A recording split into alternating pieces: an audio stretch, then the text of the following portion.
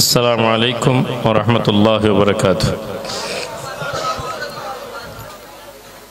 अल्हम्दुलिल्लाह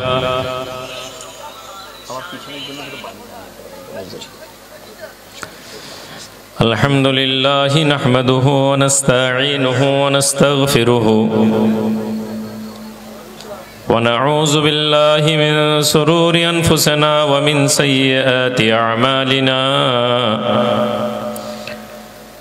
मन यहदिहिल्लाहु फला मुदिल्ल लहु व मन युद्लिल्हु फला हादिय लहु। व नशहदु अन ला इलाहा इल्लल्लाहु वहदहु ला शरीक लहु। व नशहदु अन्ना सय्यदना व सनदना व हबीबना व दलीलना व मौलाना व सनदना व हबीबना व दलीलना व मौलाना मुहम्मदन अब्दुहु व रसूलुहु। अम्मा बादु फया अय्युहन्नास क़ाल अल्लाहु तआला अज़्ज़ा व जल्ला फ़िल क़ुरआनिल हमीद। या अय्युहल्लज़ीना आमनुत्तक़ुल्लाह वल तंज़ुर नफ्सुम मा क़द्दमत लिग़द मा क़द्दमत लिग़दिन वत्तक़ुल्लाह इन्नल्लाह ख़बीरुम बिमा तअमलून। वला तकूनू कल्लज़ीन नस्सुल्लाह फ़अंसाहुम अनफुसहुम उलाइका हुमुल फासिकून।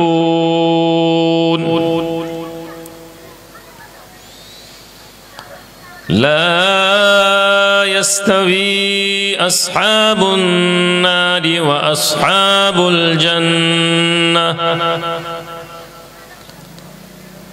अस्हाबुल जन्नति हुमुल फाइज़ून।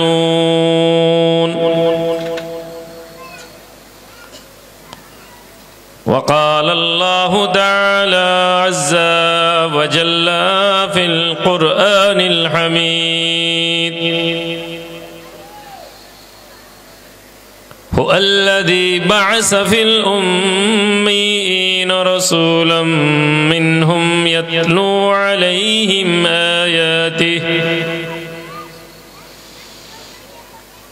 आयातिही व युज़क्कीहिम व युअल्लिमुहुमुल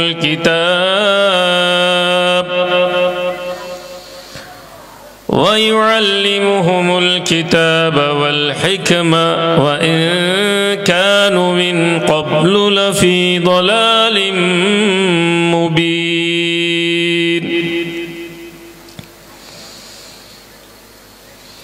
वक़ाल नबियुना नबियुकुम सल्लल्लाहु अलैहि वसल्लम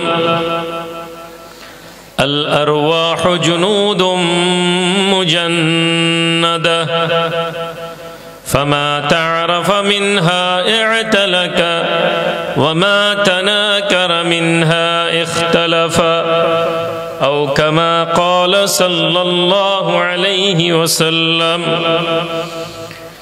इन्नल्लाह व मलाइकतहु युसल्लूना अलन नबी या अय्युहल्लज़ीना आमनू सल्लू अलैहि व सल्लिमू तस्लीमा। अल्लाहुम्मा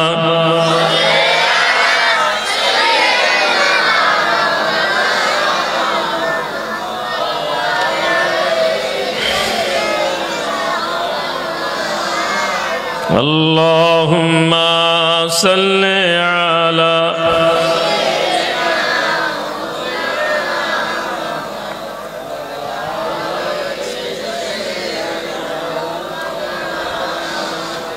की मुहम्मद से सल्लल्लाहु अलैहि वसल्लम की मुहम्मद से वफा तूने, हम तेरे हैं, ये जहां क्या चीज है, लौहो कलम तेरा है। अल्लाहुम्मा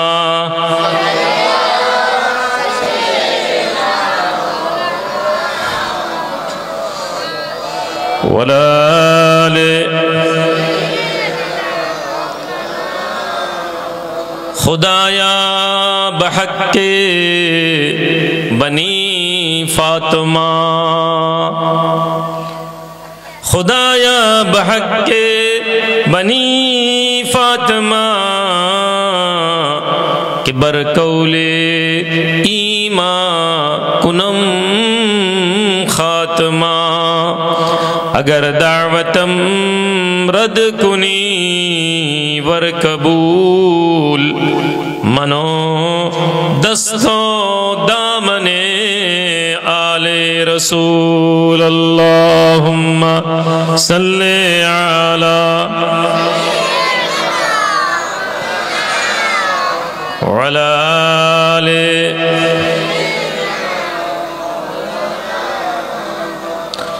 আমার সম্মানিত দিনদার ইমানদার গ্রামবাসী ভাইরা, আল্লাহ পাক রব্বুল আলামিনের দরবারে শুকরিয়া আদা করি। আল্লাহ পাকের কাছে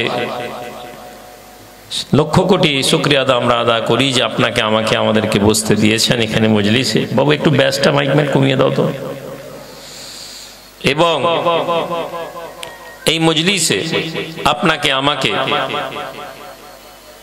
আল্লাহ এবং তার রাসূলের কথা শোনার তৌফিক দান করার জন্য তিনি তৌফিক দিয়েছেন। আল্লাহ পাকের দরবারে শুকরিয়া আদা করার পরে আমি আপনাদের এলাকার গ্রামবাসী ভাইদের, জলসা কমিটির মেম্বারদের কাছেও আমি আপনাদের কাছে ব্যক্তিগতভাবে শুকরিয়া আদা করছি, ধন্যবাদ জানাচ্ছি যে আপনারা মনে করেছেন যে আমি আপনাদের মাঝে এসে কিছু কথা বলি, এই সুযোগ দিয়েছেন আপনারা, এর জন্য আমি আল্লাহ পাকের দরবারে শুকরিয়া আদা করি। ভাই সাহেব, আলোচনা শুরুর আগে যেহেতু আপনাদের এলাকায় আমি প্রথম এলাম, তাই না জি? বেগনাবেড়া এই গ্রামে আমি এর আগে কখনো আসিনি, ফলে আমি ওয়াজ নসিহত শুরু করার আগে কিছু উসুলের কথা আগে আপনাদেরকে বলি। আল্লাহ পাক রব্বুল আলামিন কোরআনুল কারীমে বলছেন, কুল হাল ইয়াস্তাবিল লাযীনা ইয়া'লামুনা ওয়াল লাযীনা লা ইয়া'লামুন। ও মাই প্রফেট, said কুল, are those the people who know and who don't know are equal? That means the people who know and who don't know, they are not equal. অর্থাৎ যে ব্যক্তি জানে আর যে ব্যক্তি জানে না তারা এক নয়। কে বলছেন এটা? আল্লাহ কোরআনে বলছেন। So it is very, very, very important for every mu'min, mu'minat, believers, men and women, that they must know the basic rule of Islam. প্রতিটি নরনারীর জন্য ইসলামের ন্যূনতম জ্ঞান অর্জন করাটা গুরুত্বপূর্ণ।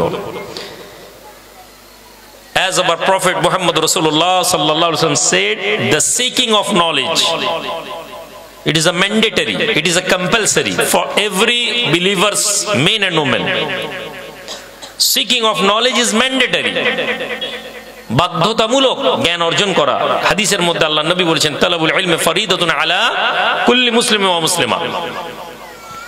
জ্ঞান অর্জন করা প্রতিটি নরনারীর জন্য বাধ্যতামূলক। এখন প্রশ্ন, আমরা যারা এখানে এসে বসেছি, আমরা কতটা জ্ঞান অর্জন করেছি? ইসলাম বলতে আমরা কি বুঝি? ইসলাম বলতে আমাদের কি ধারণা আছে? এই বিষয়টা যদি আপনি না জানেন, তাহলে আপনি একজন মুসলমান হিসাবে কিয়ামতের দিন আপনাকে ধরা হবে। তাহলে মুসলমান হিসাবে আপনাকে একটা বেসিক জ্ঞান অর্জন করা আপনার জন্য বাধ্যতামূলক। কিছু ভিডিও করোনি, অডিও করো। মুসলমান হিসাবে আপনার জ্ঞান অর্জন করা বাধ্যতামূলক। কতটা জ্ঞান? ন্যূনতম জ্ঞান, যে জ্ঞানটা আপনাকে ইসলামের বেসিক জিনিসগুলো বুঝতে সাহায্য করে। ইসলামের বেসিক জিনিস তিনটার জিনিসের উপর বেস করে আছে। আপনি ইসলামকে যদি বুঝতে চান, আপনি যদি আলেম ওলামাদের মাধ্যমে ইসলাম বোঝার চেষ্টা করেন, আপনি বিভ্রান্ত হয়ে যাবেন। আপনারা ভাববেন কি বলছেন হুজুর, আলেম ওলামাদের কাছ থেকে জানবো না, তা কার কাছে জানবো? কিন্তু আমি যদি আপনাদেরকে একটু ব্যাখ্যা করি, আপনাকে ভেঙে বলি, তাহলে আপনি আমার কথাটার সাথে সহমত হবেন। এখন আলেম ওলামা বলতে কাকে, সেটা আগে আমাদেরকে বুঝতে হবে। আলেম কে? ওলামা কারা? মাইকে উঠে আমি রুহুল আমিন জলসা করে দিলাম, তার মানে কি আমি আলেম? মসজিদের মেম্বারে দাঁড়িয়ে ইমাম সাহেব বক্তব্য দিয়ে দিলেন, তার মানে কি তিনি আলেম? একজন আলেম কাকে বলবো সেটা যদি আমি না জানি, তার কাছ থেকে ধর্ম কতটা শিখবো এটা প্রশ্ন। এটা আপনাদের ভাষায় যদি আপনি আপনাদেরকে একটু ভেঙে বলি, এখন ধরুন আপনি একটা মজলিসে বসেছেন, সেখানে একজন আলেম বললো এই শবে বারাত চলে গেল, শবে বারাত নেই বলি। ভাই শবে বারাত বলে কিছু নেই, হালুয়া রুটি খাওয়া বেদাত, বেদাত করলে জাহান্নামে যাবে, একজন আলেম আপনাদেরকে বললো। এরকম কথা হয় না, হয়নি গ্রামে? আর একজন আলেম এসে বলছেন ভাই শবে বারাত পালন করতে হবে, রোজা রাখতে হবে, রাত জাগতে হবে, ইবাদত করতে হবে। তাহলে একজন আলেম আপনাকে শবে বারাত করা নিষিদ্ধ করে জাহান্নামী বললেন, শবে বারাত পালন করলে গুনাহ হবে, বেদাত, বেদাত মানে জাহান্নামী, বেদাতি মানে কুল্লু বিদআত দালালাহ কুল্লু দালালাতুন ফিন্নার, নবীজি বলছেন। প্রত্যেকটা নব আবিষ্কৃত ধ্বংসের দিকে নিয়ে যায়, আর যেগুলো নব আবিষ্কৃত সেগুলো সব তোমাদেরকে জাহান্নামে নিয়ে যাবে। তাহলে একজন হাদিস দিয়ে নবীর কথা বলে আপনাকে বললো শবে বারাত পালন করলে জাহান্নামে, আপনি নামাজ পড়লেন না, শবে বারাতে ঘরের মধ্যে ঘুমিয়ে মোবাইলে পাবজি গেম খেলছেন। মৌলানা সাহেব বলেছেন শবে বারাত পালন করা যাবে। আরেকজন মাওলানা এসে বলছেন হ্যাঁ ভাই হালুয়া রুটি খাও, শবে বারাতে যাও, কবর জিয়ারত করো। একটা যুবক ছেলে সে কোথায় যাবে বলুন? তাহলে দুজনেই আলেম, দুজনেই মাওলানা, দুজনেই নবীর কথা বলছে, দুজনেই নবীর হাদিস কোট করছে, দুজনেই কোরআনের আয়াত পড়লো, কিন্তু দুজনে দুটো আলাদা ব্যাখ্যা করলো। একজন সাধারণ শ্রোতা হিসাবে আপনি কোথায় যাবেন? সর্বপ্রথম আপনার মধ্যে একটা জ্ঞান, আপনার মধ্যে একটা যোগ্যতা অর্জন করতে হবে যে আপনি যাকে শুনছেন ওই বক্তাটা ঠিক বলছে কিনা এটা বোঝার জন্য আপনাকে একটা নলেজ আনতে হবে। ন্যূনতম আপনাকে একটা জ্ঞান অর্জন করতে হবে, এই জ্ঞানটা আপনাকে অর্জন করতে হবে, না হলে আপনি বিভ্রান্ত হয়ে যাবেন। আমার মজলিসে বসলে আপনার মনে হবে আমি ঠিক বলেছি, আবার অন্য একজন মজলিসে বসলে মনে হবে তিনি ঠিক বলেছেন। তাহলে আমি আজকে আপনাদের কাছে আমার কথা মানতে হবে কিনা এটা বলার জন্য আসিনি, তবে আমি আপনাদেরকে ছোট সময় দুটো তিনটা বিশেষ বলছি যে বুনিয়াদের ইসলামের একটা বুনিয়াদ প্ল্যাটফর্ম আছে। এই বিষয়টা আমরা যদি বুঝতে পারি আমাদের ইসলাম বোঝা সহজ হবে। আপনাদেরকে কি বলে দিব? আপনারা শুনবেন ইনশাআল্লাহ। তাহলে আমাদেরকে যে কোনো বক্তা যখন কথা বলবেন আপনি দেখবেন তার মধ্যে তিনটা গুণাবলী পাওয়া যাচ্ছে কিনা, তার বক্তব্যে এই তিনটা বিষয় আছে কিনা। এই তিনটা বিষয়ের ধারা যদি তার মধ্যে আছে আপনি ওই বক্তাটাকে চোখ বন্ধ করে মানুন। সে কোথাকার বক্তা, কোন সিলসিলার বক্তা আমার জানার দরকার নেই, কিন্তু এই তিনটা গুণাবলী যদি তার মধ্যে না থাকে তাহলে আপনি মনে করবেন এর থেকে বেঁচে থাকা দরকার। আমি ভুল এ কথা বলছি না, আমি বলছি না সে আপনাকে জাহান্নামে নিয়ে আপনি কথা বলছেন, তবে আপনি চাইলে বেঁচে থাকতে পারেন। যেহেতু আপনি আমার কাছে এখানে এসেছেন ধর্মের কথা শুনতে, আমি তো এখানে আপনাকে কিসসা শুনিয়ে শুধু চলে যেতে পারি না। আল্লাহ পাক রব্বুল আলামিন আমাদেরকে যে জীবন দিয়েছেন সেই জীবন বিধানের মধ্যে বলেছেন আতিউল্লাহ ওয়া আতিউর রাসূল ওয়া উলিল আমর মিনকুম। তাহলে একজন মানুষ ইসলামকে বুঝতে গেলে তিনটা ধারাকে বুঝবে: আল্লাহ অনুসরণ, ইতিআত ইত্তেবা, রাসূলের ইত্তেবা, ওয়া উলিল আমর মিনকুম, এবং আল্লাহ এবং তার রাসূলের কথাকে যিনি আমির উলিল আমর আছেন যারা তারা বলবেন। আল্লাহর ব্যাখ্যা তো আমরা প্রায় সকলেই জানি, বিষয় হচ্ছে আল্লাহ সব ক্ষমতার মালিক। আল্লাহ আমাদেরকে দুনিয়া পাঠিয়েছেন, আল্লাহ আমাদেরকে মৃত্যু দিবেন, আল্লাহ আমাদেরকে কবরে রাখবেন, আল্লাহ আমাদেরকে এরপর বাসা বাদাল মউত মৃত্যুর পরে তুলবেন, ফেরেশতারা আমার সামনে দাঁড়াবেন, হিসাব হবে, ইত্যাদি ইত্যাদি আমরা সবাই জানি। সবকিছু ভালো মন্দ কদরে খাইরিহি ওয়া শাররিহি মিনাল্লাহি তাআলা, সবকিছু আমার আল্লাহ আমাদের কাছে রাখেন। নবী এখান থেকে উম্মত বিভ্রান্ত হওয়া শুরু। নবীকে আমরা কতটা মানব, নবীকে কতটা মানব না, নবীকে মানতে গেলে কতটা মানা উচিত, নবীকে মানতে গেলে একদল বলছেন এইভাবে নবীকে মানলে শিরক হয়ে যাবে, এইভাবে নবীকে মানলে জাহান্নামে চলে যাবে ইত্যাদি। আমি আপনাদেরকে নবীকে মানার ক্ষেত্রে কোরআন এবং হাদিসের কয়েকটা দৃষ্টান্ত দিয়ে আমার আলোচনা এগাবো। নবীকে মানতে গেলে আগে আপনাকে বুঝতে হবে নবীকে আমরা কেন মানব। কেননা আল্লাহ কোরআনে আমাদের নবীকে অনুসরণ করতে বলেছেন। ইয়া আইয়ুহাল্লাযীনা আমানুত্তাকুল্লাহা ওয়া আমিনু বিরাসূলিহি, হে আল্লাহর বান্দা, ঈমান আল্লাহর প্রতি আনতে হবে, কথা আমরা জানি। আমাদের ঈমান আল্লাহর প্রতি। আল্লাহর কোরআন খুলে দেখিনি, আল্লাহর কোরআন বলে ইয়া আইয়ুহাল্লাযীনা আমানুত্তাকুল্লাহা ওয়া আমিনু বিরাসূলিহি, হে ঈমানদাররা তোমরা আল্লাহকে ভয় করো এবং রাসূলের প্রতি ঈমান আনো।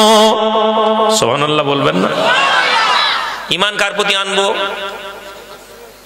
আগে আমরা শুধু কি শুনি, ঈমান কার প্রতি আনতে হবে? আল্লাহর প্রতি ঈমান আনতে হবে। এটা আমাদের সমাজের প্রচলিত কথা, এই কথা আমাদের সমাজে প্রচলিত কথা। রাসূলের প্রতি ঈমান আনতে হবে, আল্লাহর প্রতি ঈমান আনতে হবে, অবশ্যই আল্লাহর প্রতি। কিন্তু আল্লাহর কোরআন আমাকে কি বলছে? যে রাসূলের প্রতি ঈমান আনো। যে ব্যক্তি রাসূলের প্রতি বিশ্বাস আনতে না পারলো, সে ব্যক্তি আল্লাহর প্রতি বিশ্বাস আনতে পারবে না। ও মুখে যতই বলুক আমি আল্লাহকে মানি, কেননা আল্লাহকে মানার পদ্ধতি, আল্লাহকে কিভাবে মানতে হবে এই বিষয়টা রাসূলুল্লাহ দেখিয়েছেন। এজন্য নবীর প্রতি ঈমান আনা জরুরি। ইয়া আইয়ুহাল্লাযীনা আমানুত্তাকুল্লাহা ওয়া আমিনু বিরাসূলিহি ইউতিকুম কিফলাইন মির রাহমাতি ওয়া ইয়াজআল লাকুম নূরান তামসুনা বিহি।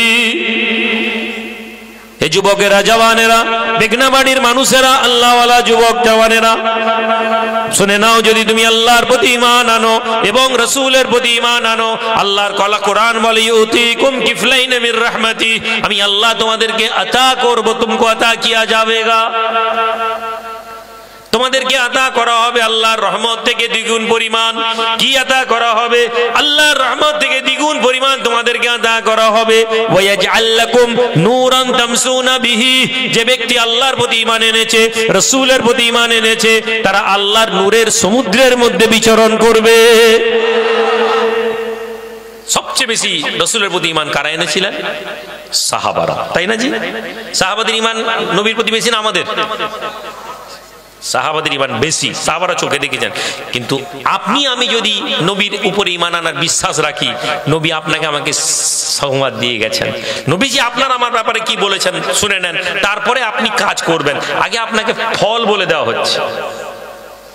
মানুষ পুকুরে শীতকালে যদি বলে এই শীতকালে এই পুকুর পার হবি, আমরা কেউ পার হব? কেউ হবো না? না দাই ঠান্ডায় ভাই। এখন কেউ যদি বলে ভাই এই শীতকালে এই পুকুরের ওপারে এপারে এসে 5,000 টাকা দিব, আপনি দেখবেন কত লোক লাফানোর জন্য তৈরি। কেন না? প্রাইস শুনে নিয়েছে। কেন না? তারা ঠান্ডায় একটু কষ্ট হবে ঠিক আছে, কিন্তু পার হয়ে গেলে 5,000 টাকা পাবো। নবীজিকে মোহাব্বত করলে কি পাবো আগে আপনাদেরকে শুনিয়ে দিই। নবীজি সাহাবারা বসে আছেন, আচ্ছা বলছেন, আচ্ছা বলো দেখি সবচেয়ে আশ্চর্যের ঈমান কি? আইয়ু ঈমান আজিব ইলাইকুম, তোমাদের মধ্যে সবচেয়ে আজীব ঈমান, সবচেয়ে আশ্চর্যের ঈমান কার? সাহাবারা বললেন ইয়া রাসূলুল্লাহ, সবচেয়ে আশ্চর্যের ঈমান হচ্ছে নবীর ঈমান। নবীজি বলছেন আমি রাসূলুল্লাহ, আমার উপর ওহী আছে, আমি তো আল্লাহর ওহী আছে, আমি আর আল্লাহর প্রতি ঈমান আনবো না, কে আনবে? সবার আগে বলো ফেরেশতাদের ঈমান, তারপর তারা বলবেন নবীর ঈমান। নবীজি বলবেন না, ফেরেশতারা তো আল্লাহকে দেখছেন। ইয়া রাসূলুল্লাহ, তাহলে আপনার নবীর ঈমান? নবীজি বলেন আমার উপর তো ফেরেশতারা ওহী নিয়ে আসছেন। সাহাবারা বলেন ফানাহনু, আমাদের ঈমানটা? নবীজি বলেন আমি তোমাদের মাঝে বসে আছি, আমাকে তোমরা দেখছো, আমার উপর ওহী আসছে, তোমাদের ঈমান আশ্চর্য কি? সাহাবারা বলেন ইয়া রাসূলুল্লাহ আপনি বলুন।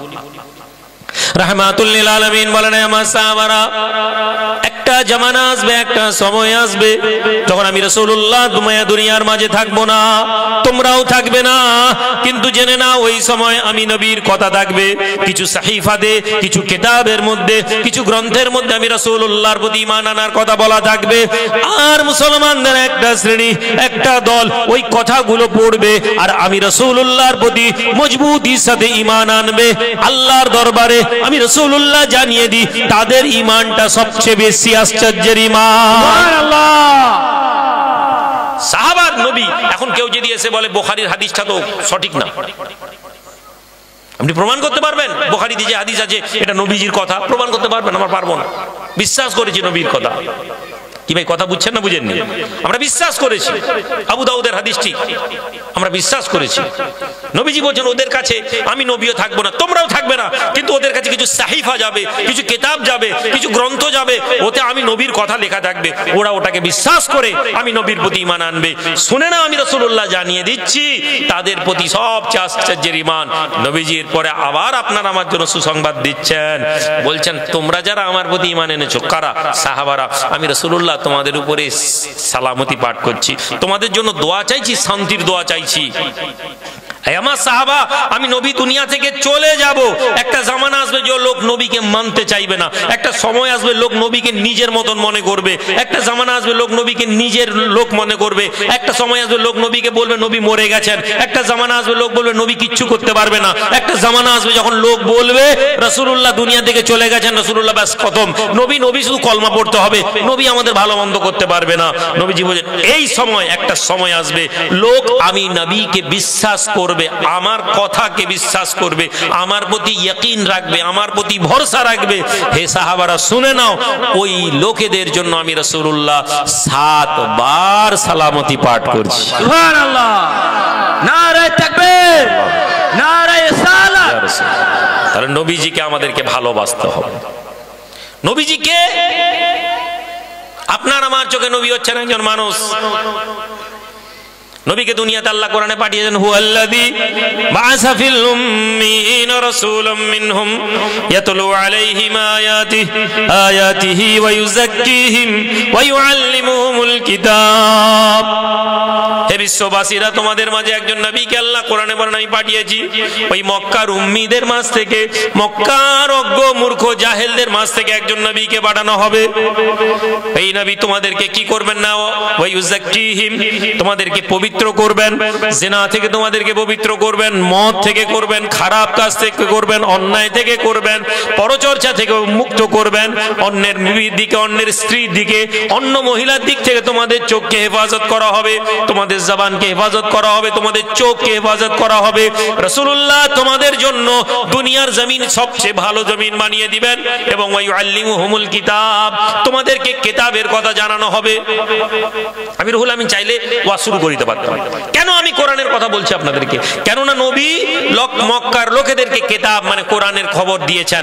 আমি আপনাদেরকে কোরআনের কথা এই জন্য বলছি, কোরআনের কথা শোনার পরেও যদি আপনি দুনিয়া দনমন করেন তাহলে আপনি জেনে নিন ওই 7 বারের মোবারকবাদের উম্মত আপনি হতে পারবেন না।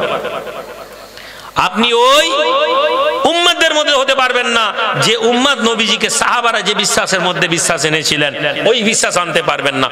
আপনি মনে করছেন আমি নামাজ পড়ে, আপনি মনে করছেন আমি হজ করে আল্লাহকে রাজি করিয়ে নিব। সাহাবারা কিভাবে আল্লাহকে রাজি করিয়েছেন সেটাকে আপনাকে জানতে হবে।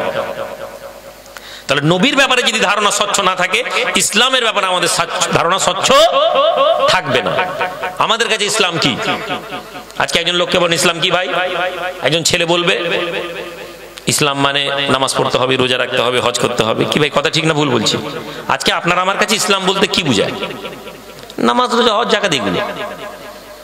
আচ্ছা বলেন দেখি, আচ্ছা একটা লাইট বন্ধ করা যাবে? খুব গরম হচ্ছে। হালকা একটা পাখা দিয়ে দেন, যে কোনো একটা করে দেন, যে কোনো একটা করে দেন, পাখা চালিয়ে দেন অথবা লাইট। আপনার আমার কাছে ঠিক আছে, আপনার আমার কাছে আজকের দিনে ইসলাম বলতে নামাজ পড়া, রোজা রাখা, হজ করা। আপনাদের মধ্যে মুনাফিকের নাম কে কে শুনেছে? শুনেনি হাত তুলেন তো। যে মুনাফিক আমি জানি না মুনাফিক কাকে বলে। আপনার কেউ এরকম কথা শুনেছেন? মুনাফিকের নাম শুনেননি এমন কেউ আছেন? বলুন। সবাই শুনেছি। মুনাফিক কে? নবীর জামানায় একদল লোক ছিল যে লোকেরা আল্লাহ পাক তাদেরকে মুনাফিক বলেছেন। কোরআনে আল্লাহ এদের বিবরণ দিয়েছেন, ইজা জাআকাল মুনাফিকুনা ক্বালু নাশহাদু ইন্নাকা লারাসূলুল্লাহ ওয়াল্লাহু ইয়ালামু ইন্নাকা লারাসূলুহু ওয়াল্লাহু ইয়াশহাদু ইন্নাল মুনাফিকিনা লাকাযিবুন। আল্লাহ নবী দয়ার নবী নূর নবীর ব্যাপারে কোরআন বলে, হে নবী মুনাফিকরা আসবে আর বলবে আপনি আল্লাহর নবী। আল্লাহ জানেন আপনি আল্লাহর নবী। আল্লাহ সাক্ষ্য দিচ্ছেন ওই মুনাফিকরা মিথ্যাবাদী। মুনাফিকদের কি গুণ ছিল? মুনাফিক নামাজ পড়তো না পড়তো নি? ব্যস্ত হওয়ার দরকার নেই, বলে দিলাম কমিটির একজন কাজ করেন। এই বলেন, মুনাফিকরা নামাজ পড়তো না পড়তো নি? জোরে বলুন, পড়তো না? মুনাফিকরা নবীর সাথে রোজা রাখেনি? মুনাফিকরা হজে বেরোয়নি? আপনি ইসলাম বলতে বুঝছেন নামাজ পড়া, রোজা রাখা, হজ করা। আমি ধরেই নিলাম আপনি ঠিক। মুনাফিকরাও নামাজ পড়েছিল, রোজা রেখেছিল, হজ করেছিল। আপনার মনে কেন এই প্রশ্ন আসেনি? কেন আপনার আলেমকে, কেন আপনার মৌলানাকে, কেন আপনার হুজুরকে, কেন আপনার আমিরকে এ প্রশ্ন আপনি করেননি? আপনার মনের মধ্যে আসেনি?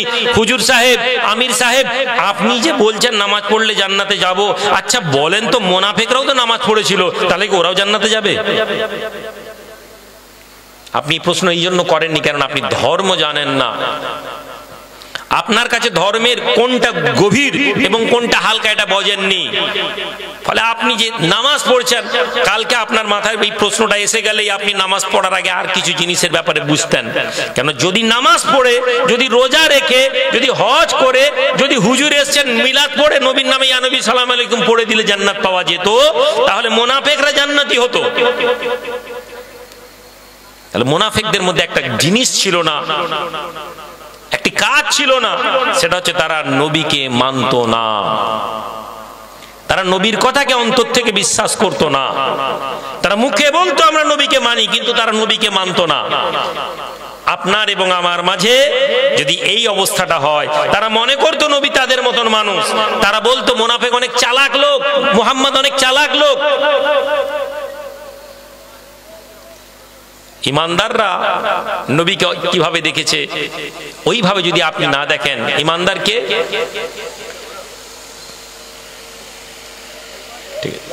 আচ্ছা ঠিক আছে, অসুবিধা নেই।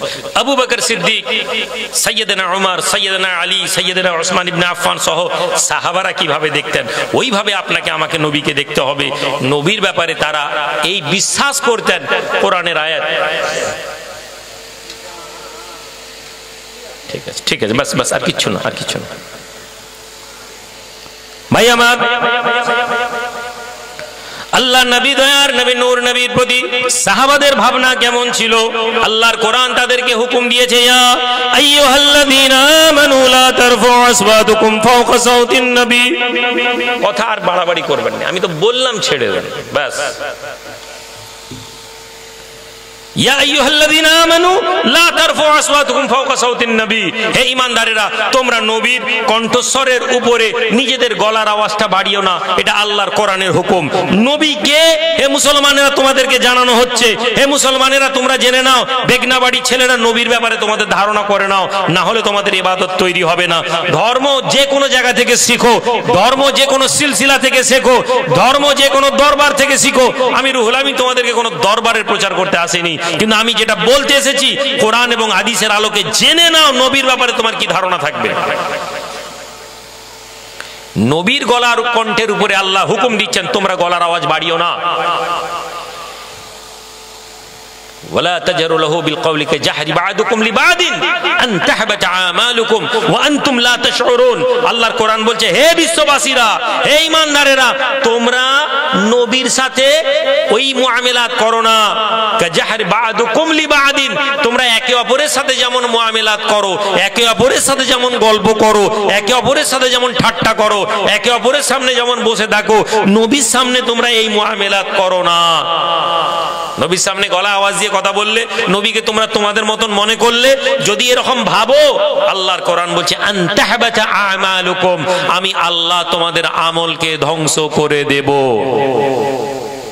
জি ওই নামাজ, জি ওই রোজা, জি ওই জিকির, জি ওই কিয়াম, জি ওই তসবিহ, জি ওই দান, এগুলো আমল আপনি করছেন, আমল করছেন, আর আপনার নেকি জন্মাচ্ছে। আপনাকে আপনি মনে করছেন আমি সারা ধরে তাহাজ্জুদ পড়ছি, আপনি মনে করছেন আমি মেহমানদারি করছি, হুজুর এসে 30 জন লোককে খাওয়াচ্ছি, আপনি মনে করছেন নবী আর কি করবে, আমল না তৈরি করলে জান্নাতে যাওয়া যাবে না। আপনি এইটাকে ধর্ম মনে করেছেন, নবীজি আপনাকে এই ধর্ম দিয়ে যাননি। নামাজ তো পড়তেই হবে, রোজা তো রাখতেই হবে, কিন্তু নবী কি দিয়ে গেছিলেন সাহাবাদেরকে, সাহাবারা নবীকে কি ভেবেছিলেন আগে বুঝেলি, তাহলে আমরা বুঝতে পারবো ধর্মের বিষয়টা। আল্লাহ বলছেন আনতাহাবাতা আমালুকুম ওয়া আনতুম লা তাশউরুন। শোনো, তোমরা যারা নবীর সামনে ওইভাবে কথা বলবে চেঁচামেচি করে, তোমরা যারা নবীকে নিজের মতন মনে করবে, আমি আল্লাহ তোমাদেরকে বলছি তোমাদের আমল ধ্বংস করে দিব। নবী মরে গেছেন, চলে গেছেন, এই কথা বলেই আমি আল্লাহু আকবার করে জামাতে দাঁড়িয়ে নামাজ পড়ছি। আল্লাহ বলেন তুই তো নামাজ পড়ছিস, কিন্তু আমি আল্লাহ তোর আমলকে ধ্বংস করে দিব। ওয়া আনতুম লা তাশউরুন, তোমরা জানতে পারবে না। সম্মানিত হাজিরিন, রাহমাতুল লিল আলামিন, দো জাহানের বাদশা, রাসূলুল্লাহর প্রতি ঈমান বলতে আল্লাহ নবীর প্রতি খৌফ, আল্লাহ নবীর প্রতি ভালোবাসা, আল্লাহ নবীর প্রতি আদব হচ্ছে রাসূলুল্লাহর প্রতি ঈমান। সাহাবাদের জীবনী যদি আমরা লক্ষ্য করি, সাহাবারা যদি রাসূলুল্লাহর দরবারে এসে বসে যান, সাহাবাদের আওয়াজগুলো নবীর কণ্ঠের উপরে আওয়াজ এসে যেত না। নবী যদি কোনো কথা বলে দিতেন, রাসূলুল্লাহ যদি কোনো হুকুম দিয়ে দিতেন, ও মুসলমানেরা, নবীর সেই হুকুমের বাইরে কোনো মুসলমান কথা বলতো না। যদি কেউ বলতো, মুসলমানেরা তাকে মুনাফিক মনে করত। নবী বলে দিয়েছেন, এটাই শেষ কথা। এই ভাবনা আমাদেরকে করতে হবে, নবীকে ওমর কেমন ভালোবাসো, ইয়া রাসূলুল্লাহ, বিবি বাচ্চা সম্পদ নিজের জান, তারপরে আপনাকে ভালোবাসি। ওমর মুমিন হওনি। হে বাগনাবাড়ির যুবক, মন দিয়ে নিজের নফসকে, নিজের অন্তরকে জিজ্ঞেস করো। আল্লাহর কোরআন বলছে ওয়াল তানজুর নাফসুম মা কদ্দামাত লিগাদ। Oh, you the believers, look at your deed, what you will be sent for the tomorrow. কি ছেড়ে যাচ্ছ? নবীর নামে মিলাদ করে জিলেবি খাওয়াতে এখন বেগনাবাড়ির 90% লোক দাঁড়িয়ে আছে, কেউ কোনো অসুবিধা নেই। নবীর নামে চিল্লা দেওয়ার জন্য এখন 4 মাস বেরিয়ে যাচ্ছি, কোনো অসুবিধা নেই, খাবো দাবো, ঘুরবো, হো করে নামাজের দাওয়াত দিব। নবী বলেছেন সুদ যে খায়, সুদের সঙ্গে যারা যুক্ত আছে, আল্লাহ এবং তার রাসূল তার বিরুদ্ধে জিহাদ ঘোষণা করেন। বেগনাবাড়ি গ্রামে বন্ধন ব্যাংক ভর্তি হয়ে আছে, আছে না নেই জি? ভুল বলছি নাকি? আপনাদের গ্রামে সব ওলি আল্লাহ মানুষ, বন্ধন কেউ লাইনি তো? আপনি লক্ষ্য করে বলেন দেখি, পীর সাহেব থেকে আমির সাহেব কজন লোক বন্ধন ব্যাংকের বিষয়ে কথা বলেছে?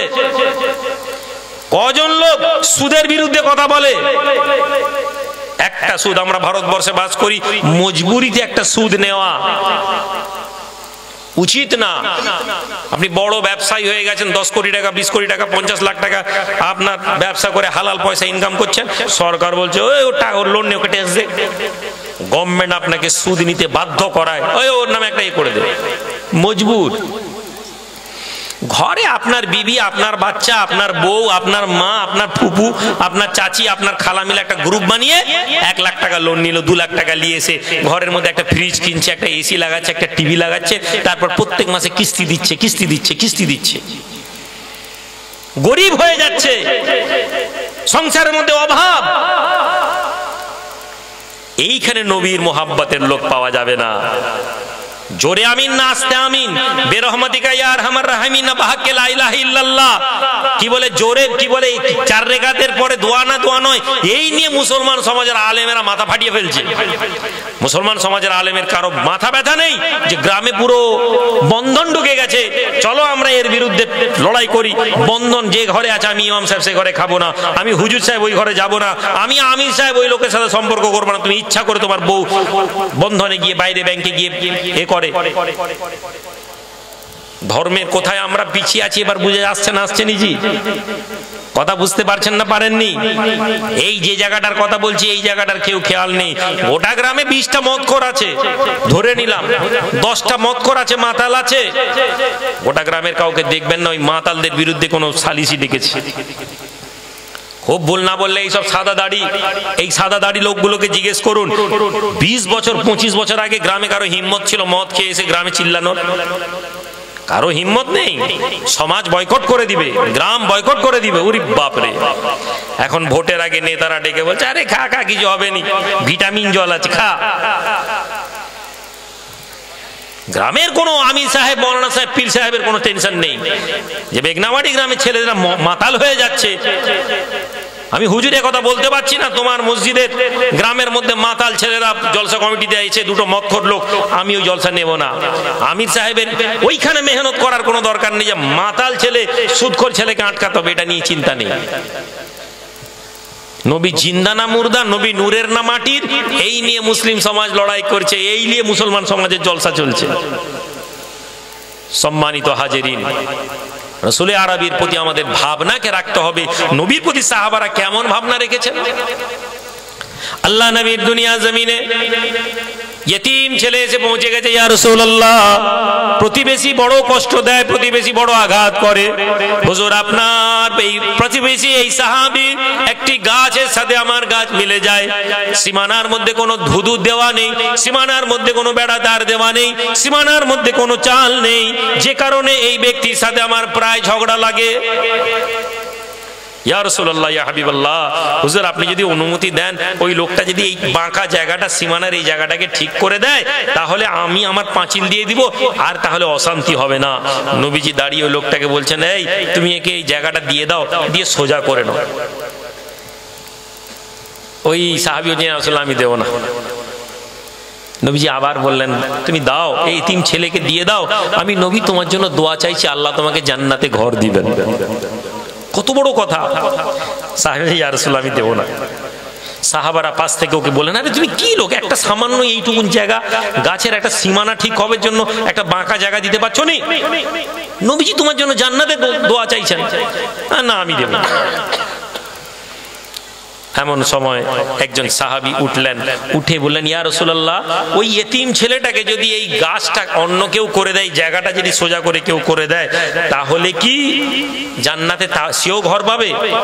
নবীজি বললেন, হ্যাঁ, যে করে দিবে সেই জান্নাতে ঘর পাবে। যুবক ছেলেটি দাঁড়ালো, ওই লোকটা যে না না বলছিল, এই শোনো, তুমি জানো মদিনার অমুক জায়গায় আমার একটা খেজুর বাগান আছে? হ্যাঁ জানি। ওর ভিতরে একটা বাড়ি আছে, ঘর আছে, বাংলো? হ্যাঁ জানি। ওর ভিতরে একটা মিষ্টি পানির কুয়া আছে। মদিনাতে দু ধরনের কুয়া আছে, একটা খার পানি, এই আপনাদের এখানে খার পানি খাচ্ছিলাম, পুজো করছিলাম, দেখলাম পানি খার পানি, যেগুলো চাষাবাদের কাজে লাগে, গবাদি পশু পানি পাখিরা খায়। আরেকটা পানি হচ্ছে মিষ্টি পানি, যেটা মানুষ খায়। মিষ্টি পানির কুয়া আছে। বলে হ্যাঁ, কে জানেনি, সবাই জানে। ওরকম মদিনায় কটা বাগান আছে? কয়েকটি বাগানের মধ্যে তোমার একটি। ওই সাহাবী যুবক বলছেন, শোনো, তুমি ওই এতিম ছেলেটাকে ওই জায়গাটা দিয়ে দাও, ওই সামান্য এক চাকর এক হাত বাঁকা জায়গা, তুমি ওইটা দিয়ে দাও, তার বিনিময়ে আমি তোমাকে খেজুর বাগানটা দিয়ে দিচ্ছি। চাইলে বলতে পারতেন অর্ধেক মালিক তুমি, চাইলে বলতে পারতেন ঠিক আছে 10টা খেজুর গাছ দিয়ে দিব, তুই একটা, রাজি হয়ে যেত। বললেন আমি পুরো খেজুর বাগান দিচ্ছি। লোকটা ধড়ফড় করে উঠেছে, এই লোকেরা শুনছো, কি বললো, আমাকে বলছে ওই খেজুর বাগানটা দিয়ে দিবে। তোমরা কত লোভী ছিলেন। নবীর সাহাবী, কিন্তু তার এই হাদিসের মধ্যে থেকে প্রমাণ হচ্ছে সে লোভী ছিল। আল্লাহ নবী তাকিয়ে ওই যুবকের দিকে বললেন, এখন তোমার জন্য জান্নাতে অসংখ্য খেজুর বাগান। ভাই আমার, বন্ধু আমার, ইসলামকে জানতে হবে, দ্বীনকে জানতে হবে। আমল করার আগে যদি দ্বীনকে না জানেন, ধর্ম না জানেন, তাহলে ওই আমলের কোনো মূল্য নেই। যুবক ছেলে সাহাবী হাঁটতে হাঁটতে ওই দোকান ঘরের মধ্যে ওই খেজুর বাগানের সামনে বাইরে দাঁড়িয়ে আছে। বাগানের ভিতরে বিবি রান্না করে, ছেলে খেজুর বাগানে খেলাধুলা করে, বাপের বাগানের এই খেজুর পাড়ে সেই খেজুর পাড়ে, পকেটের মধ্যে খেজুর নিয়ে ছোটাছুটি করছে। বাইরে দাঁড়িয়ে বিবিকে ডাক দেয়, স্বামী বলে, বিবি রে এদিকে বেরিয়ে এসো। বিবি অবাক, বাগানের ভিতরে কি রে বাবা? স্বামী বাগানের বাইরে থেকে ইশারা করে ডাকছে, এখানে এসো। এই ঘটনা বলার আগে কল্পনার চোখে ভাবুন, আপনি মজলিসে এসেছেন, কোনো এক প্রসঙ্গে হয়তো কিছু টাকা পয়সা লাগবে, আমি এখন হয়তো বলেছি মসজিদের জন্য বা যে কোনো কারণে হয়তো টাকা চাইলাম, যদিও আমি আজকে চাইছি না, বোঝানোর জন্য বলছি। এমন সময় আপনাকে বলা হলো যে ভাই 2,000 টাকা করে কেউ আছেন, আপনার পকেটে 2,000 টাকা আছে, কিসের জন্য? আগামীকাল আপনার মুদি দোকানে আপনি টাকাটা দিবেন আগের মাসের বাজারের জন্য। আপনি 2,000 টাকা আবেগে এসে আল্লাহর দিনের কথা শুনে আপনার মনে হয়েছে যা হয় হবে, আল্লাহর রাস্তায় 2,000 দিয়ে দিই, আপনি দিয়ে দিলেন। আর বিবিকে গিয়ে বাড়িতে বললেন, জানো বউ, যা টাকা ছিল হুজুর বলেছে আল্লাহর ঘরের জন্য দিয়ে দিয়েছি। আপনি কল্পনার চোখে ভাবুন তো, আপনার বিবি খুব কতটা আপনার জন্য খুশি হবে। 90% আমার হিসাব যদি ভুল না হয়, আপনার বিবি আপনাকে এমন ঝাড়বে, বকবে, তোমার খেয়ে দে কাজ নেই, পুরো টাকা দিয়ে দিলে, তোমার ঘরে কিছু নেই, খাবার নেই, কিছু নেই, তুমি। এটা আমাদের সমাজ। আমরাও যেমন ভুল রাস্তায় আছি, আমাদের পরিবার, আমাদের ছেলে, আমাদের মেয়েরাও ভুল রাস্তায় আছে। কেন? তারা জানে না ধর্ম কি। তারা মনে করছে এখানে বসে জলসা শুনে নিলে ধর্ম হয়ে যাবে, তারা মনে করছে 40 দিনে একটা চিল্লা দিয়ে দিলে ধর্ম হয়ে যাবে। তাদের ভেতরে ডেভেলপমেন্ট নেই, তাদের ক্যারেক্টারের মধ্যে ডেভেলপমেন্ট নেই, তাদের অন্তর কলুষিত, তাদের ইসলামের প্রতি কোনো আকাঙ্ক্ষাই নেই। দল বাড়ানোর প্রতিযোগিতায় ব্যস্ত আছে, দল বাড়ানো, কিয়াম পড়ানোর প্রতিযোগিতায় ব্যস্ত আছি, তুলে নিয়ে গিয়ে চিল্লা নিয়ে যাওয়ানোর প্রতিযোগিতায় ব্যস্ত আছি। চিল্লা করবে না, অথচ সে আমার ভাই, এটা ভাবতে গেলে কষ্ট হয়। মিলাদ না পড়বে, সে নবীকে মহব্বত করুক, এটা আমার ভাই, এটা আমাদের ভাবতেই পারি না আমরা। আমি যা করছি আমার মতন যদি আপনি ভাবেন, আপনি সবচেয়ে ভালো মুসলমান, বাকি সব ওহাবি, তবলিগ, বেদাতি। বিবি এসে বলছেন, স্বামী বলছেন, বিবি রে এই কাজ হয়েছে, এই সমস্যা হয়েছে, এই কাজ করে পুরো খেজুর বাগান দিয়ে দিয়েছি। জোরে বলা যাবে? স্বামী বলছে, বিবি বলছেন, স্বামী গো, এত ভালো কাজ আপনি করেছেন আমি ভাবতে পারিনি। আল্লাহর দুনিয়া তো কয়েকদিনের, আল্লাহ আমাদের জন্য জান্নাতে বাড়ি করে দিয়েছে। ছেলেকে ডেকে পকেট থেকে ছেলের খেজুর গুলো নিয়ে ফেলে দিচ্ছে, বলছে বাবা এই খেজুর আর আমাদের না, এর বাগানের মালিক আমরা নই। ভাই জলসা আছি, জলসা আছি ভাই, বলুন। জি মজলিসে বলেন, জি নেমে। যে কথা আপনাদেরকে বলছিলাম, আমাদেরকে এই ইসলামিক আদর্শ, ইসলামিক দিনের প্রতি আমাদেরকে বেরিয়ে আসতে হবে। নবীজিকে মহাব্বত করতে হবে, নবীজিকে মহাব্বত ভেতর থেকে করতে হবে। নবীজির প্রতি মহাব্বত মানে নবীজির প্রতিটা হুকুমকে মান্যতা দিতে হবে। নবীজির হুকুমের মধ্যে একটা হুকুম আছে, মুসলমানকে গালি দেবে না। তাহলে আজ আমরা যারা এখানে বসেছি, যারা আমরা নিজেদেরকে নবী প্রেমী বলে মনে করছি, যারা আমরা নবীর গোলাম বলে মনে করছি, যারা আমরা মনে করছি আমরা নবীর তরিকাতে চলি, আমাদেরকে এই মজলিস থেকে আজকে আমরা একটা জিনিস নিয়ে যাব, যে আজ থেকে আমরা কোনো মুসলমানকে গাল দেব না। من آمن بالله واليوم الآخر ولا تبتغوا المسلمون ولا تتبعوا عوراتهم। আল্লাহ নবী বলেন, হে মুসলমানেরা, তোমরা যারা আল্লাহকে ঈমান এনেছো, মান আমানা বিল্লাহ, যারা আল্লাহর প্রতি ঈমান এনেছো, ওয়া ইয়াউমুল আখির, যারা কিয়ামতের দিনে তোমরা বিশ্বাস করেছো, তোমাদের মধ্যে যাদের বিশ্বাস আছে কিয়ামতের দিনে আল্লাহর দরবারে দাঁড়াতে হবে, শুনে নাও, মুসলমানের গীবত করবে না। ওয়ালা তাবতাগুল মুসলিমুন, তোমরা মুসলমানের গীবত করবে না। ওয়ালা তাত্তাবিউ আওরাতাহুম, মুসলমানের দোষকে ত্রুটিকে খুঁজে বেরোবে না। মেঘনা বাড়ির যুবকেরা, রাসূলুল্লাহর গোলাম যদি হতে যাও, নবীর প্রেমী যদি হতে চাও, আজ এখানে বসে নিজের মনের মধ্যে মজবুতির সাথে ঈমান আনো, ইয়াকিন আনো, নিয়ত আনো, আমি মুসলমানের কোনো গীবত করব না, মুসলমানের পরচর্চা করব না, মুসলমানের দোষকে, মুসলমানের ত্রুটিকে খুঁজে বেরোবো না। মুসলমানের দোষ ত্রুটিকে খুঁজে বার করা মুসলমানের পরিচয় নয়। ও যত ইবাদত করুক, ও যত নামাজ পড়ুক, যদি কোনো মুসলমানের দোষ ত্রুটি খুঁজে বেড়ায়, রাসূলুল্লাহ বলেছেন ও ঈমান আখিরাতের প্রতি বিশ্বাস যদি থাকতো, ও এই কাজ করতো না। রাহমাতুল লিল আলামিন, দয়ার নবী, নূর নবী দুনিয়া থেকে চলে গেছেন, শিক্ষা দিয়েছেন, সাহাবাদেরকে বলেছেন তোমরা এইটা করবে, এটা করবে না, এটা করবে, এটা করবে না, বলে দিয়ে চলে গেছেন। সাহাবারা শুনেছেন, শুনে ভুলে যাননি। আমরা এখানে ওয়াজ শুনলাম, আমি চলে যাব, কালকে আপনারা ভুলে যাবেন। কালকে আপনার মনের মধ্যে আমার কথা থাকবে বলে আমার মনে হয় না, আল্লাহ যাকে সাহায্য করবেন তারা ছাড়া।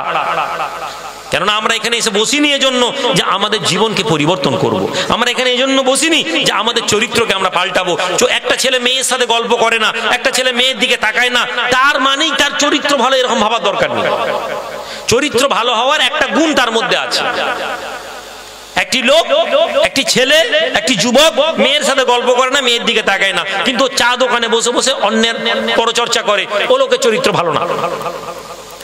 একজন লোক মদ খায় না, একজন লোক সুদ খায় না, কিন্তু ও বসে বসে মুসলমানের মধ্যে মুসলমানের ঝগড়া লাগায়। চা দোকানে বসে বসে বলে যা গিয়ে ওর নামে একটা কেস করে দে, যা ওর নামে একটা এফআইআর করে দে, যা ওর নামে একটা থানায় গিয়ে জিডি করে দে। জেনে নিন ওই মুসলমানের চরিত্র ভালো না।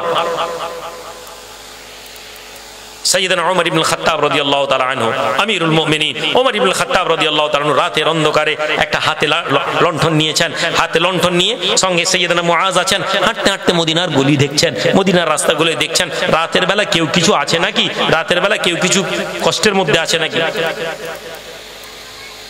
কালেকশন করবো না কিন্তু, বলো কিছু বলবে?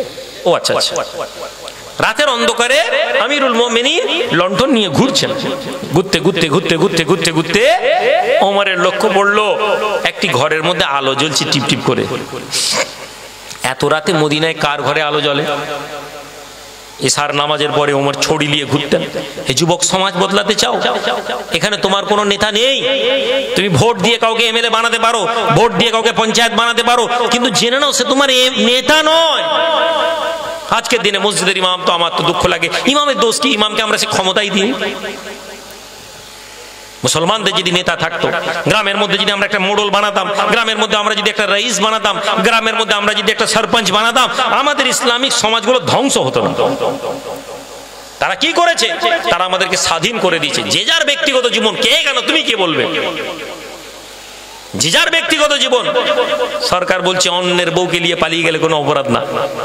কি গো, কথা বলছি? সরকার আইন আনেনি। পরকীয়া প্রেম যাকে বলা হয়, আপনার বউকে খাওয়াবেন, পড়াবেন, কোর্ট বলছে আপনার বউকে নিয়ে যদি আপনার পাড়ার বন্ধু আপনার বউকে নিয়ে পালিয়ে যায় কোনো অসুবিধা নেই। কদিন আগে একটা কোর্টের একটা রায় এসছে, হাইকোর্টের, অবাক হয়ে যাবেন। আপনার বউ যদি অন্য লোকের কাছে গিয়ে ঘুমিয়ে পেটে বাচ্চা করে নিয়ে আসে, বলছে ওর আপনার বউ যেহেতু আপনাকে দায়িত্ব নিতে হবে। নাউজুবিল্লাহ পড়বেন না? তাহলে আপনি বলুন, এই সমাজে আমরা বাঁচছি।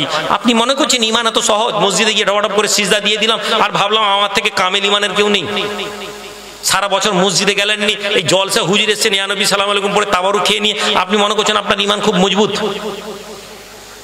তাহলে ইমান মজবুতির বিষয়টা হলো আমাদের সমাজকে পরিবর্তন করতে গেলে ওই কর্মগুলো আনতে হবে যা সাহাবারা করেছেন, আর ওই কর্মের মাধ্যমে নেকি। কোন সাহাবাকে ইমান জোরে আমিন নাস্তে আমিন নিয়ে তর্ক করতে শুনবেন না। হাদিসের মধ্যে লড়াই নেই, বুকে হাত না পেটে হাত, এটা নিয়ে তর্ক নেই। লা ইলাহা ইল্লাল্লাহ মুহাম্মদ রাসূলুল্লাহ বলবো না, বিরহমাতিকা ইয়া আরহামার রাহিম বলবো, এর মধ্যে হাদিস নিয়ে সাহাবাদের ঝগড়া নেই। সাহাবাদের মধ্যে ঝগড়া ছিল আমল, বাহ্যিক দুনিয়াবি আমল। ওমর ইবনুল খাত্তাব মেম্বারে উঠেছেন, উঠে বলছেন এই আপনারা আমার অনুসরণ করুন, আমি আপনাদের আমিরুল মুমিনিন। একজন বয়স্ক লোক উঠে বলছেন ওমর তোমার কোনো বক্তব্য শুনবো না। ওমর কে? মুসলমানদের খলিফা, মুসলমানদের গভর্নর, মুসলমানদের নেতা, মুসলমানদের রাজা। সেই লোক বলছে আপনারা আমাকে অনুসরণ করুন, আমি যা বলছি। একজন বয়স্ক লোক বলে কোনো কথা তোমার শুনবো না। ওমর বলছেন কি হলো তোমার, তুমি আমার বিরুদ্ধে যাচ্ছ কেন? ওমর, যুদ্ধের মাঠ থেকে গনিমতের কাপড়ের টুকরা পেয়েছি, আমরা সবাই একটা করে টুকরা পেয়েছি, যে টুকরাতে আমাদের কারো একটা জুব্বা হয়নি, আর তুমি ওই গনিমতের কাপড় নিয়ে একটা জুব্বা বানিয়ে নিলে, তুমি মুসলমানদের হক খাচ্ছ নাকি? আল্লাহু আকবার। আমরা এগুলো জানি, কিন্তু আমাদের জীবনটা কোনো পরিবর্তন আসেনি। আমি রুহুল আমিন, আমাকে কেউ যদি এখন বলে দেয় ও আইমা করে বিজেপির টাকা, তৃণমূলের টাকা, আরবের টাকা, আমি খেয়ে বলছি আল্লাহ তোকে ধ্বংস করে দেবে, বদ্ধ করবে, খোদার মার পড়বে, খোদার গজব পড়বে। নবীকে মুনাফিকরা অপবাদ দিয়েছে, মুশরিকরা অপবাদ দিয়েছে। ওয়াজ করে খালি বললে হবে না, নিজের জীবনে কথাগুলো আনতে হবে। ওমর ইবনুল খাত্তাব চুপ করলেন, করে বললেন ঠিক আছে, এর জবাব আমার ছেলে দিবে। সাইয়েদনা ওমরের ছেলে দাঁড়িয়ে বলল এই মুসলমানেরা, মসজিদে নববীতে লোকেরা শোনেন, আমার আব্বা যে কাপড়, মুসলমানদের কোনো হক নষ্ট করেননি, আমার আব্বা এবং আমার দুজনের কাপড়টা যেহেতু এক টুকরা কারো হবে না, তো আমি আমার কাপড়টা আমার আব্বাকে দিয়েছি। আমাদের বাপ বেটার কাপড় মিলিয়ে আমার আব্বা জুব্বা বানিয়েছে।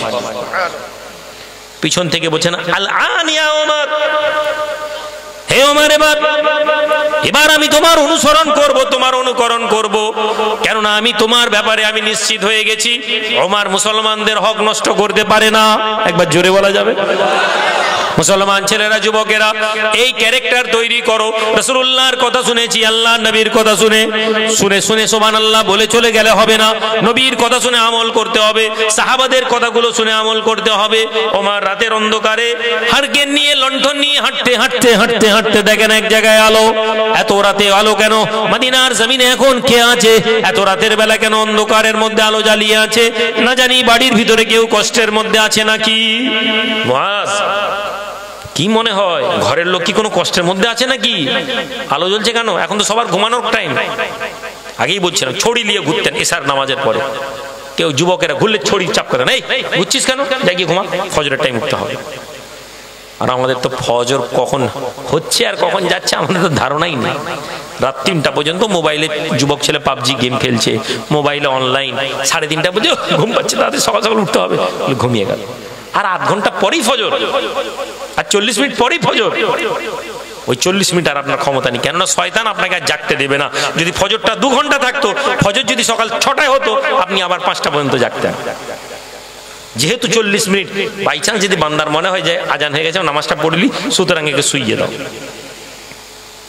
আল্লাহ বলেন, ওয়ালা তাত্তাবি খুতুওয়াতিশ শাইতান ইন্নাহু লাকুম আদুউম মুবিন। তোমরা শয়তানের পথ অনুসরণ করো না, সে তোমাদের প্রকাশ্য শত্রু। চেষ্টা করবেন ঘুমানোর বিছানে যাওয়ার সঙ্গে সঙ্গে মোবাইল যেন আপনার সাথে বিছানে না যায়। জীবন পরিবর্তন করবেন, মোবাইলে যেন বিছানের মধ্যে যেন মোবাইল না থাকে। এই আমলটা করুন। মানুষ হাত দিয়ে ডিঙিয়ে লাফিয়ে ঢুকে যেতে পারত। ওমর বলছেন, তুমি এখানে লণ্ঠন নিয়ে দাঁড়াও, আমি লাফিয়ে ঢুকে দেখি তো ভেতরে কি চলছে, কোনো বিপদ আপদ হয়ে গেল নাকি। সাড়া দিতে পারছেন। ওমর তো আমিরুল মুমিনিন, ক্ষমতা আছে না তার? সরকারের ক্ষমতা নেই, পুলিশের আপনার রাইট নেই। আপনার পুলিশ চাইলে এসে আপনার ঘর দরজা ভেঙে ঢুকে যেতে পারে, পুলিশের মনে সন্দেহ। কারণ সরকার, দেশের এই ক্ষমতা আছে, সরকারের এই ক্ষমতা আছে। আর এখানে তো সরকারের প্রধান যিনি, তিনি নিজে কোনো দোষের নেই, লাফিয়ে ঢুকে গেছেন ঘরে, ঢুকিয়ে বলছেন আউযু বিল্লাহ, আল্লাহ থেকে পানাহ চাই। এত বাজে দৃশ্য, এত অশ্লীল দৃশ্য, এত নোংরা দৃশ্য, ছি ছি ছি। আমি ওমর কি দেখলাম? আমার সামনে একটা বুড়ো লোক, যার একটা পা কবরে চলে গেছে, যার একটা পা কবরে, যে মরতে যাচ্ছে, সে এখন কিনা হাতে মদের বোতল নিয়ে নর্তকী মেয়ে তার সামনে নাচছে। ওমরের চেহারা শক্ত হয়ে যাচ্ছে রাগের মধ্যে। এক মুহূর্ত দেখি তো ভড়কে গেছেন, ভাবা চায় খেয়ে গেছেন, এই কি দেখলাম। তারপরে চেহারা ধীরে ধীরে রাগ, ওমরের রাগ এবার এই বুড়োর উপর পড়বে। সেই মেয়ে থরথর থরথর করে কাঁপছে কোণে দাঁড়িয়ে, ওমরকে দেখেছে, নাচনেওয়ালি নর্তকী মেয়ে। ওমরের চেহারা রাগে কষ্ট হচ্ছে। এমন সময় ওই বুড়ো মানুষ বলছে, আমিরুল মুমিনিন, আমার ব্যাপারে সিদ্ধান্ত নেওয়ার আগে আমাকে একটা কথা বলুন। আমি আল্লাহর বিধান 2টা ভেঙেছি, আমি মদ খাচ্ছি, এটা অন্যায় করেছি। আমার সামনে মেয়ে নাচনেওয়ালি নাচছে, বাইজি নাচছে, এটা অন্যায়। আমি 2টো গুনাহ করেছি, আপনি আমাকে শাস্তি দিতে এসেছেন, দেন। কিন্তু হে ওমর, আপনি কি আল্লাহর 2টো আইন ভাঙেননি? ওমর অবাক। আমি? হে আমিরুল মুমিনিন, হে খলিফাতুল মুসলিমিন, হে ওমর, আমি আমার ঘরের ভিতরে বসে বসে মদ খাচ্ছিলাম, বাইজি নাচছিল। হে ওমর, আল্লাহ বলেছেন, মুসলমান তুমি কোনো মুসলমানের বাড়িতে গিয়ে সালাম দেবে, সালামের জবাব যদি না হয়, রাসূলুল্লাহ কি ফিরে যেতে বলেননি? আল্লাহর হুকুম কি কথা নেই? মুসলমানের বাড়িতে জবাব না এলে মুসলমান তোমরা ঘরের মধ্যে প্রবেশ করবে না। হে ওমর, আমি জানি না আপনি আমাকে সালাম দিয়েছেন কিনা, আমি জবাব দিইনি। আপনার উচিত ছিল সালামের জবাব না হলে আপনি ফিরে যান। আপনি আমার জবাব না দিয়ে আপনি আমার বাড়ির মধ্যে প্রবেশ করেছেন, কোরআনের একটা আইন আপনি ভেঙেছেন। হে ওমর, আল্লাহর কোরআনে আল্লাহ বলেন, ওয়ালা তাজাসসু, মুসলমান তোমরা লুকিয়ে লুকিয়ে মানুষের খবর নিও না, তোমরা গুপ্তচর বৃত্তি করো না। হে ওমর, রাতের অন্ধকারে আপনি লুকিয়ে লুকিয়ে আমার খবর নিয়েছেন, আল্লাহর কোরআনের আরেকটি আইন আপনি ভেঙেছেন। এই ওমর, আমাকে শাস্তি দেওয়ার আগে আপনি বলুন আপনার শাস্তি কে দেবে?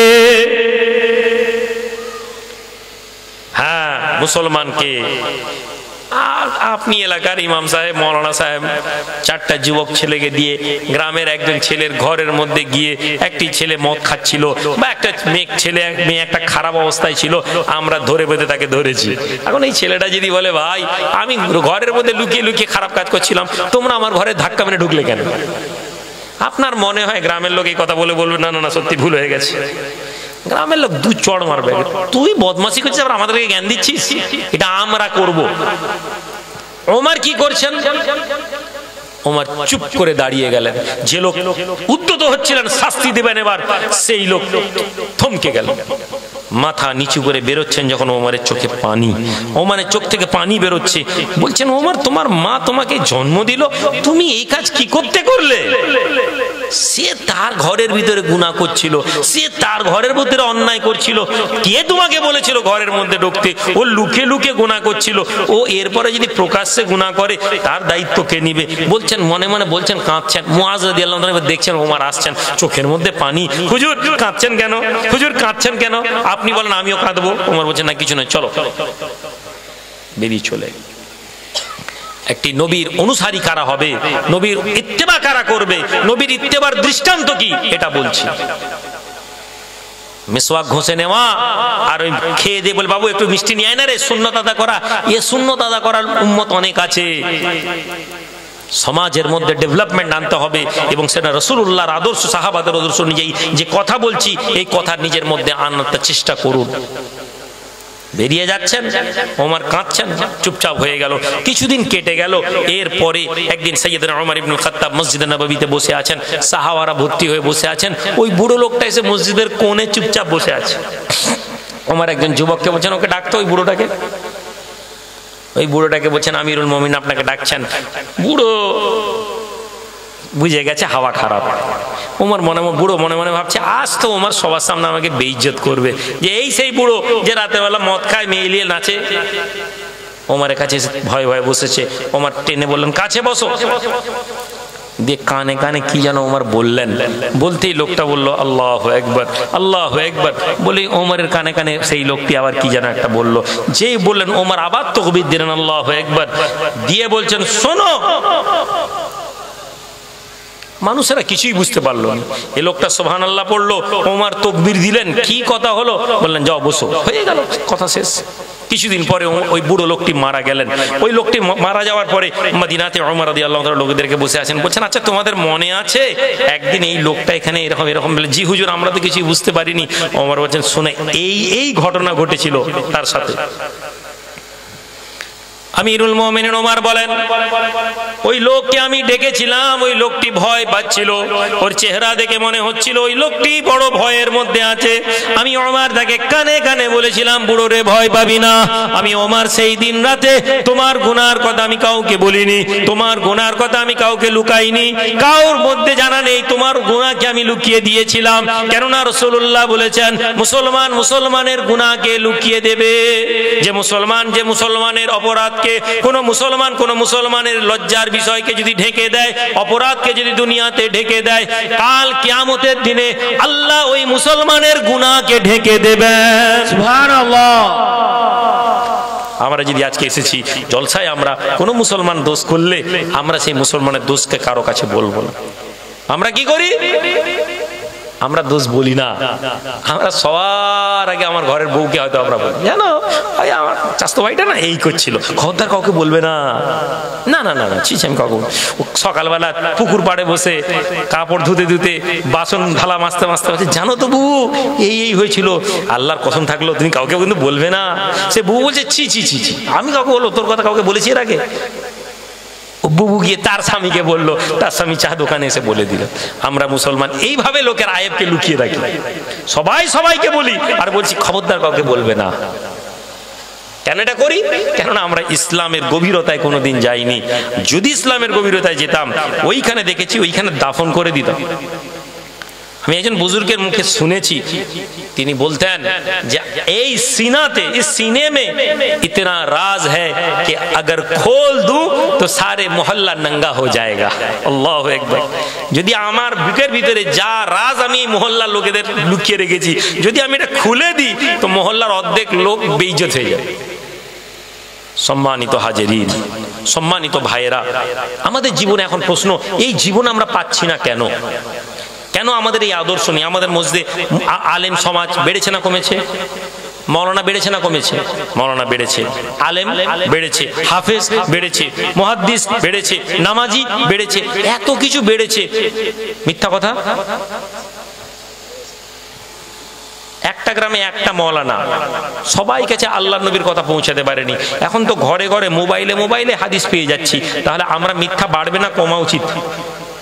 উচিত ছিল কমা, কিন্তু বেড়ে গেছে। তার মানে আমাদের ঈমান কমে গেছে। আমাদের গ্রামে মৌলানা, হাফেজ, মুসাল্লি, মসজিদ সব বেড়ে গেছে ধর্মের বিষয়ে, কিন্তু যেটা বাড়েনি সেটা হচ্ছে নবীর হুকুমকে আমরা মানতে চাই না, নবীর হুকুমকে মানি না। ওই হুকুমগুলো আমাদের, যেগুলো আমাদেরকে কষ্ট দেয়, যেগুলো আমাদের স্বার্থে লাগে, ওইগুলো আমরা মানবো না। যেগুলোয় কোনো সমস্যা নেই সেগুলোকে আমরা মানবো। কেন এটা হয়েছে? তার একটা কারণ আমি আজকে আপনাদেরকে বলে দিই। আজ আমরা যারা এখানে এসে বসেছি, আমাদের জীবনে আজকে যারা বিশেষ করে 25 বছর, 30 বছর, 40 বছরের লোক, আমি তাদের উদ্দেশ্যে বলবো, 28 বছরের যুবক, 20 বছরের যুবক, তাদের উদ্দেশ্যে বলবো, আপনার জীবনে একজন রাহবার নেই, আপনার জীবনে একজন গাইডলাইন দেওয়ার লোক নেই, আপনার জীবনে একজন পীর নামের সাথে অ্যালার্জি থাকলে আমি মেনে নিতে, পীর আপনার পছন্দ নেই, কিন্তু আপনার জীবনে একজন গাইডার নেই। আপনার বাপ, আপনার চাচা, আপনার দাদু পীর বলে একজনকে মানতেন, পীরের দরবারে যেতেন। ওই লোক অন্যায় করলেও পরে গিয়ে পীরের দরবারে গিয়ে যখন বসতো, তওবার সবকে যখন বসতো, তখন তারা কি করতেন না, তাদের আত্মশুদ্ধি করতেন আর বলতেন, বাবা যাও গিয়ে মাপ চেয়ে নিবে যাও, ভাইয়ের সাথে অশান্তি করো না, ভাইয়ের সাথে অশান্তি করো না, ক্ষমা চেয়ে নাও, দুনিয়া দুদিনের, তোমার ইজ্জত কমবে না, যাও গিয়ে করো।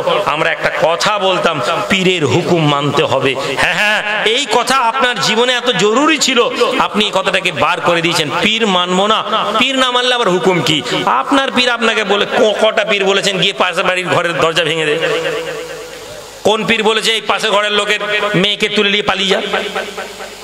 পীরের হুকুম মানতে হবে। কেন আমাদেরকে এটা শেখানো হয়েছিল? কেননা পীর আমাদেরকে হুকুম দিতেন ভালো কাজের। পীরকে, পীরের ডেফিনেশন কি? পীরকে কোরআন হাদিসের আলোকে আউলিয়া আল্লাহ বলা হয়। জোরে বলুন সুবহানাল্লাহ।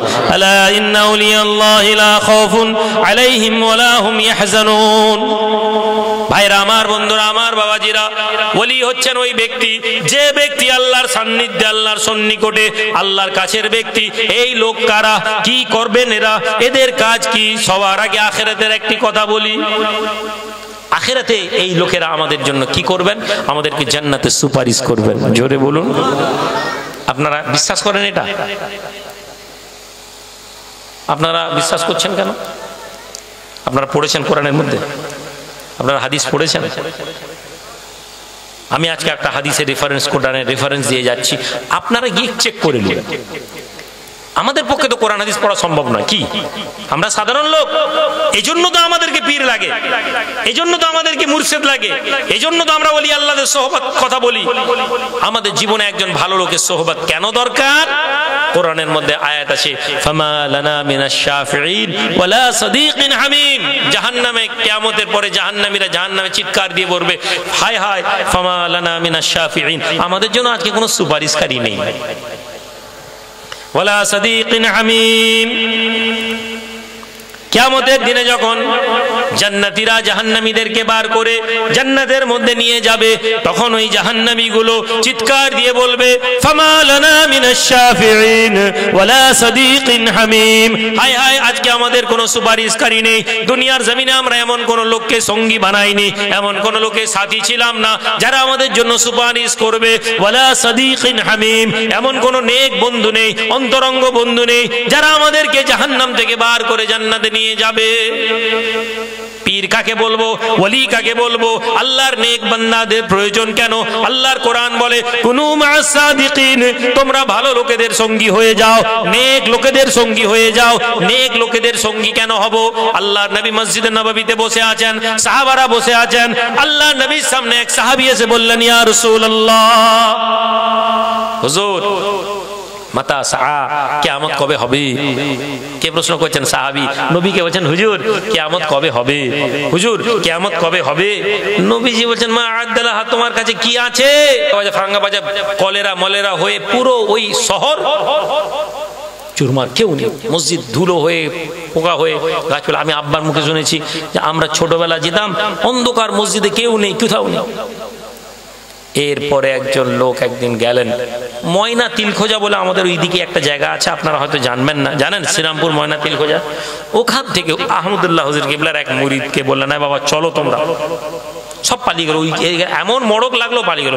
ওই এলাকার লোক বলে তোমাদের ওখানে গিয়ে ওদেরকে বসালেন, বসিয়ে রাতের বেলা জিয়ারত করে বললেন, শোনো, এক ফকিরের বদদোয়ায় আল্লাহ এই জায়গাটাকে অন্ধকার করেছিল, আহমদুল্লাহ আরেক ফকির এই জায়গায় দোয়া করে আল্লাহকে রাজি করিয়েছে, আল্লাহ এই জায়গাকে আবার আবাদ করে দিবে।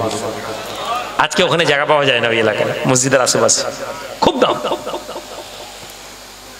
আল্লাহর বান্দারা যখন কথা বলে, আল্লাহর বান্দারা যখন কথা বলে, নবীজি বলছেন আল্লাহর নেক বান্দারা আল্লাহর ইবাদত করতে করতে তারা আল্লাহর এত কাছে হয়ে যান, তারা যখন জবান নিয়ে কোনো কথা বলেন সেই কথাটা আল্লাহর কথা বলা হয়ে যায়।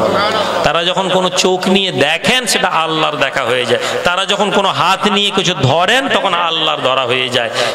এবং এদের বিরুদ্ধে যারা কথা বলে, আল্লাহর ওলিদের শানে যারা বেয়াদবি করে, আল্লাহর ওলিদের শানে যারা খারাপ কথা বলে, ঠাট্টা করে, সমালোচনা করে, হিংসা রাখে, আল্লাহ পাক বলেন, মান আদা আলী ওয়ালিয়ান মান আদা আলী ওয়ালিয়ান ফাকাদ আযানতু বিল হারব। হে বিশ্বের মানুষেরা জেনে নাও, আল্লাহ পাক বলেন, যারা আমার ওলি বান্দার বিরুদ্ধে, যারা আমার নেক বান্দার বিরুদ্ধে আদাওয়াতি করে, হিংসা রাখে, বিদ্বেষ রাখে, তারা জেনে নিক আমি আল্লাহ ওই ব্যক্তিদের বিরুদ্ধে যুদ্ধ ঘোষণা করে দিই। বিশ্বের মানুষেরা তোমরা আল্লাহর নেক বান্দা ওলি বান্দাদের সঙ্গী হয়ে যাও, কেননা কোরআন বলে কুনু মা'আস সাদিকিন, আল্লাহর নেক বান্দাদের সঙ্গী হয়ে যাও। আল্লাহর নেক বান্দাদের সঙ্গী হয়ে যাওয়া, আল্লাহর নেক বান্দাদের অনুসরণ করে নেওয়া, আল্লাহর নেক বান্দাদের সোহবতে থাকা, আল্লাহর কে পাওয়ার জন্য এগিয়ে যাওয়া। বসে আছেন আপনি, আল্লাহর নেক বান্দাদের কথা আমরা অনেকটাই বুঝতে পারি না, ফতোয়া দিয়ে দেয় একদল লোক। পীর ওলিয়া উলিয়াদের ফকিরদের কথা আমরা কি বলি? এসব শিরকের কথা, বেদাতের কথা। এই কথা বলি না বলিনি? এই কথা বলি না বলিনি? ভালো করে বুঝেন, যদি কোরআনের ইলম থাকে। আমি আলেমদেরকে বলি, আপনারা তো বুঝতে পারবেন না, যারা আলেম ওলামা, যারা মাওলানা, যারা পড়াশোনা করেছেন, অন্ততপক্ষে যারা জেনারেল শিক্ষিত, তারা যদি বাংলায়ও পড়েন, সূরা কাহাফ খুলেন, সূরা কাহাফের 64-65 নাম্বার আয়াত থেকে পড়া শুরু করুন। আল্লাহ বলছেন, আমি আমার বান্দাদের মধ্যে থেকে একজন বান্দাকে ইলমে লাদুন্নি দান করেছি। ইলমে লাদুন্নি কি? নবী মুসা একজন সাথে দেখা করছেন, ওই লোকের নাম খিজির আলাইহিস সালাম, নবী না, জামানার নবী যাচ্ছেন। ওই লোক বলছে, মুসা আপনি আমার সাথে থাকতে পারবেন না, কেননা আমি যা করব আপনি বুঝতে পারবেন না। নবী মুসা বলছেন, আমি আপনার সাথে থাকবো। দেখতে চাইছিলেন, আল্লাহ বলেছেন, মুসা দেখবে যাও আমি কি জ্ঞান দান করেছি। তোমার থেকে বেশি জ্ঞান আমি আছে আমার বান্দাদের মধ্যে। জামানার নবীর থেকে বেশি জ্ঞান, বলছে কোরআন শেখাচ্ছে আমাদেরকে। কেন পীর ওলিয়া উলিয়াদের সোহবতের কথা দরকার? এটা যদি কোরআন পড়তাম, জানতাম। সেখানে নবী মুসা দেখতে পাচ্ছেন, খিজির আলাইহিস সালাম একটা নৌকা ভেঙে দিলেন বিনা কারণে, নদী পার হয়ে একটা বাচ্চাকে গলায় ছুরি চালিয়ে হত্যা করে দিলেন। নবী খিজির আলাইহিস সালাম, মুসা আলাইহিস সালাম বলছেন, আপনি এসব কি করছেন? বিনা কারণে একটা লোকের ছেলের নৌকা ভেঙে দিলেন, আপনি একটা মার্ডার করে দিলেন, একটা দেওয়াল। শরিয়তের দৃষ্টি দিয়ে মুসা নবী দেখছেন বেশরিয়তি কাজ। কিন্তু যখন কোরআন ব্যাখ্যা দিল, না না হে মুসা, ওই নৌকাটা ভেঙে দিলাম কেননা দূরে বাদশা আসছিল দূর থেকে। নবী মুসা এখানে জামানার নবী, তিনি গায়েব জানতে পারলেন নি, আল্লাহর বান্দা দূর থেকে দেখতে পেয়ে গেল। জোরে বলুন। তাহলে আল্লাহ পাকের কোরআন এই কথা বলছে আমাদেরকে যে আল্লাহর জমিনে একদল লোক আছেন যারা বসে বসে দূরের খবর জানতে পারেন এবং দেখতে পারেন। অস্বীকার করবো আমরা? কোরআন বলছে। আমি রুহুল আমিন আমার কথা আপনি অস্বীকার করতে পারেন, কোরআনের কথা অস্বীকার করতে পারবেন? মাটি ওই ছেলে বড় হবে, আপনি বলতে পারবেন? আমি বলতে পারবো আমার ছেলে বড় হয়ে কি হবে, আপনার ছেলে বড় হয়ে কি হবে? আমরা বলতে পারবো না। কোরআন বলছে, হে মুসা, ওই যে বাচ্চাটাকে মেরে দিলাম, ওই ছেলেটা বদমাস হবে, বড় হলে শয়তান ছেলে, বদমাস ছেলে তৈরি হবে, ওর মা বাপ ভালো, ওই জন্য ওকে মেরে দিলাম। ছেলে বড় হয়ে ডাকাত, বদমাস, খুনি, জেনাকারী হবে, এটা আল্লাহর বান্দা এখানে দাঁড়িয়ে দাঁড়িয়ে বলে দিচ্ছে। ছেলে বড় হয়ে ভবিষ্যতে কি বলতে পারবে? আল্লাহর কোরআন বলছে একদল মানুষকে আল্লাহ ক্ষমতা দেন, এই ইলম দেন, তারা জানতে পারে। এটা আল্লাহর দান, কিন্তু আল্লাহ দেন। আপনি আমি বসে আছি, এখানে তলায় কি আছে আমরা কেউ বলতে পারবো না। কোরআন বলছে আল্লাহর একদল বান্দা আছে, আল্লাহর বান্দাকে আল্লাহ জানিয়েছেন, মুসা ওই যে দেওয়ালটা ভালো করছিলাম, ওই দেওয়ালের নিচে এতিমদের গুপ্ত ধন আছে, আমি ঠিক করে দিলাম যাতে গ্রামের বদমাস লোক না নিতে পারে। বড় কাহিনী, আমি সংক্ষেপে বুঝালাম। ওমর রাদিয়াল্লাহু তাআলা দাঁড়িয়ে মেম্বারে দাঁড়িয়ে চিৎকার দিচ্ছেন, এই সৈন্য পাহাড়ের দিকে দেখো। লোকেরা অবাক, কি ব্যাপার? 300 মাইল দূরে ওমর সৈন্যদেরকে অর্ডার দিচ্ছেন। মসজিদে নববী থেকে ওমর 300 মাইল দূরে ছবি দেখতে পাচ্ছেন। জোরে বলুন। তাহলে গায়েব আল্লাহ ছাড়া কেউ জানে না, এই কথা বলা মানে কোথাও না কোথাও ইসলামের ঐতিহ্যের উপর হাত দেওয়া।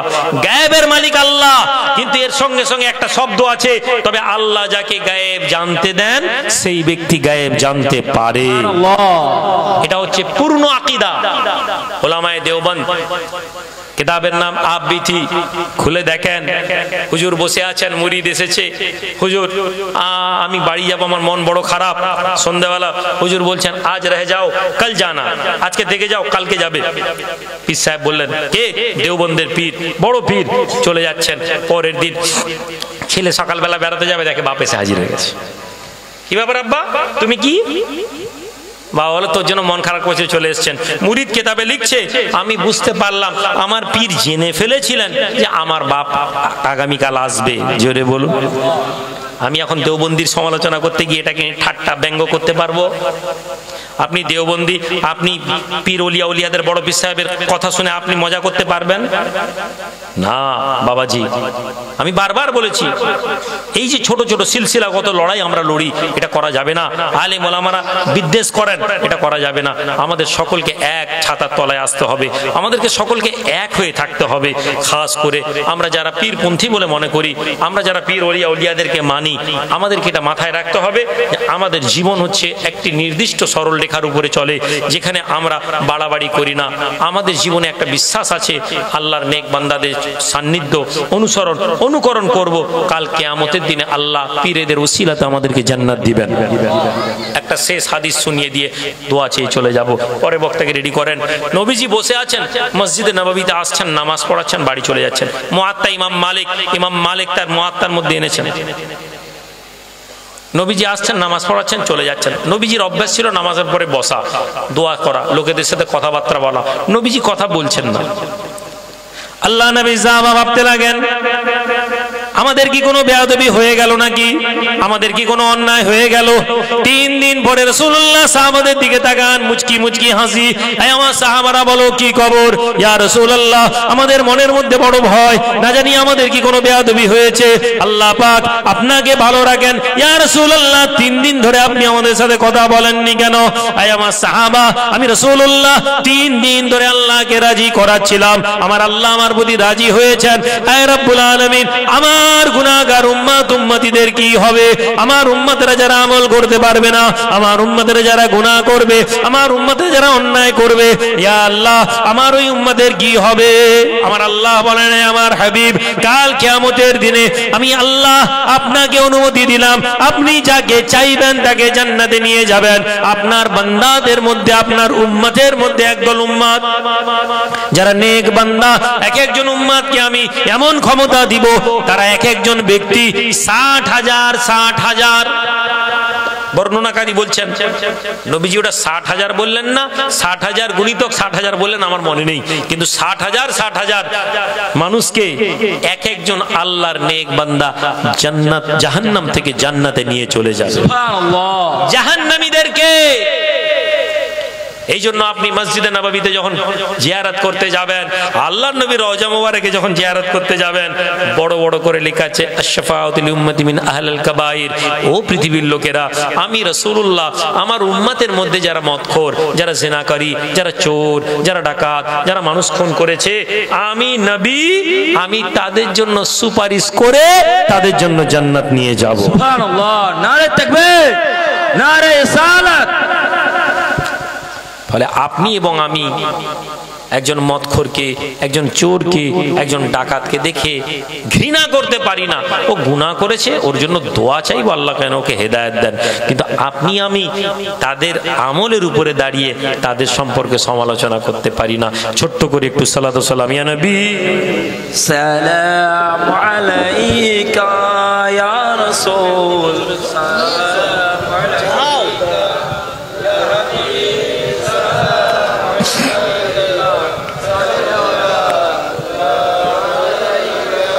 طلع البدر علينا من ثنيات الوداع وجب الشكر علينا ما دعا لله داعي يا نبي سلام या रसूल सलामो या हबीब सलामो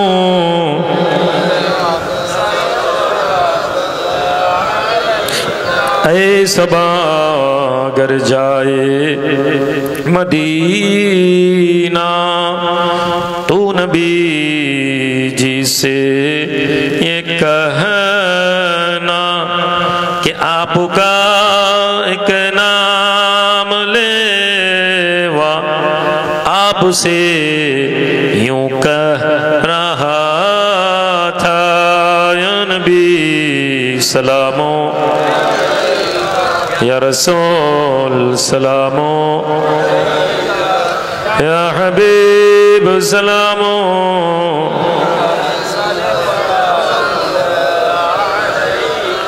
जिब्राइल डाकन बारे बार खुल दीन अस्मा निर्दुआर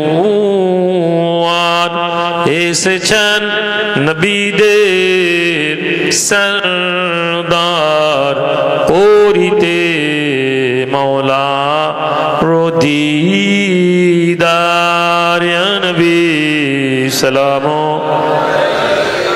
या रसूल सलामो या हबीब सलामो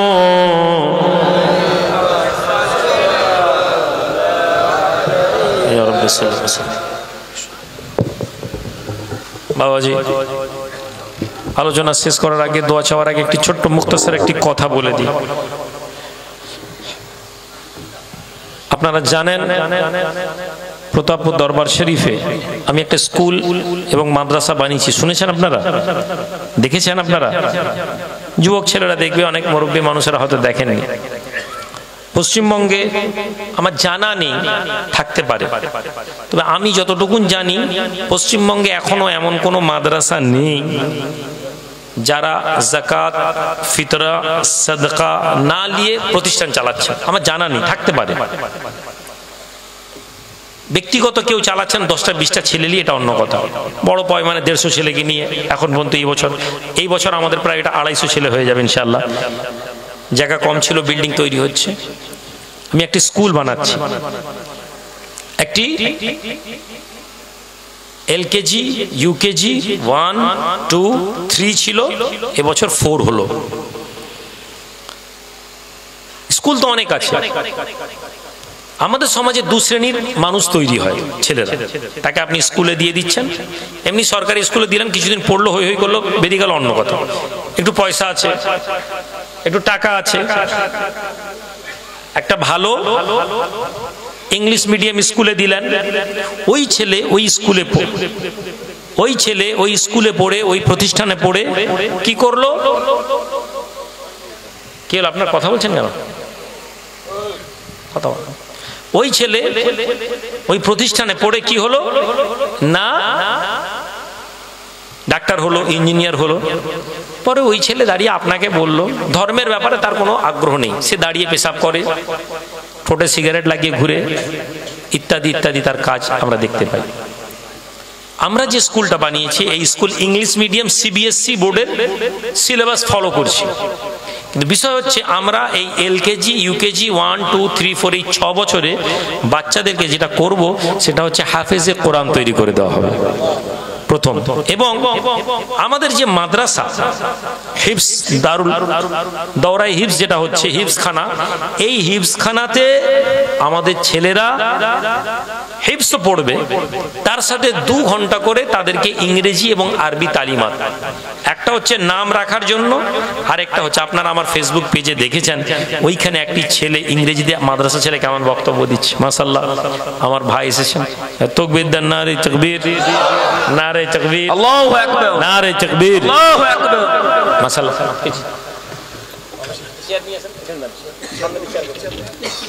আমি এখানে বসেন, বসেন এখানে বসেন। তাহলে আমি চাইবো আপনারা, এই তো মাশাআল্লাহ, আরে আসসালামু আলাইকুম, ভালো আছেন? এনারা হজে মক্কা শরীফে মদিনা শরীফে প্রচুর লোক নিয়ে যান, মাশাআল্লাহ, খুব ভালো ট্রাভেল এজেন্সি আছে, এবং সবচেয়ে বড় কথা খুব অল্প পয়সায় নিয়ে যান। এটা আমি ওনাদেরকে ওখানে গিয়ে দেখেছি, যদি আমি নিজে কখনো যাইনি কিন্তু আমি এটা দেখেছি। তো আমি যে কথা আপনাদেরকে বলছি, আমি চাই আপনাদের মাদ্রাসাতে যে দরবারে যে মাদ্রাসা হয়েছে, স্কুল হয়েছে, স্কুলে তো আর ভর্তি হবে না, আজকে আর অ্যাডমিশন হয়েছে, আমাদের যা সিট আছে তার থেকে বেশি ছেলেরা আপিল করেছে, ওখান থেকে কিছু ছেলে কাটছাট হবে। তবে যদি সম্ভব হয় আপনাদের এলাকা থেকে একটা ভালো ছেলে, ব্রেনি ছেলে, মা বাপের আশা আছে যে ছেলেটা ভালো হবে, তাহলে ওই ছেলেকে আপনারা আমার দরবারের মাদ্রাসায় দিবেন, একটা দুটো ছেলেকে পাঠান। কিসের জন্য চাইছি, তার একটা কারণ হচ্ছে বিভিন্ন এলাকা থেকে যদি একটা করে ছেলে যায়, তাহলে ওই এলাকাতে আমরা যে ভাবনাটা দিয়ে ছেলেদেরকে তৈরি করছি ওই ভাবনাটা ইমপ্লিমেন্ট হবে। স্কুল এই 1 বছর চালু হয়েছে, আজকে এবছর এটা 2য় বছর শুরু হবে, কিন্তু মাদ্রাসার সিট খুব রিজার্ভ।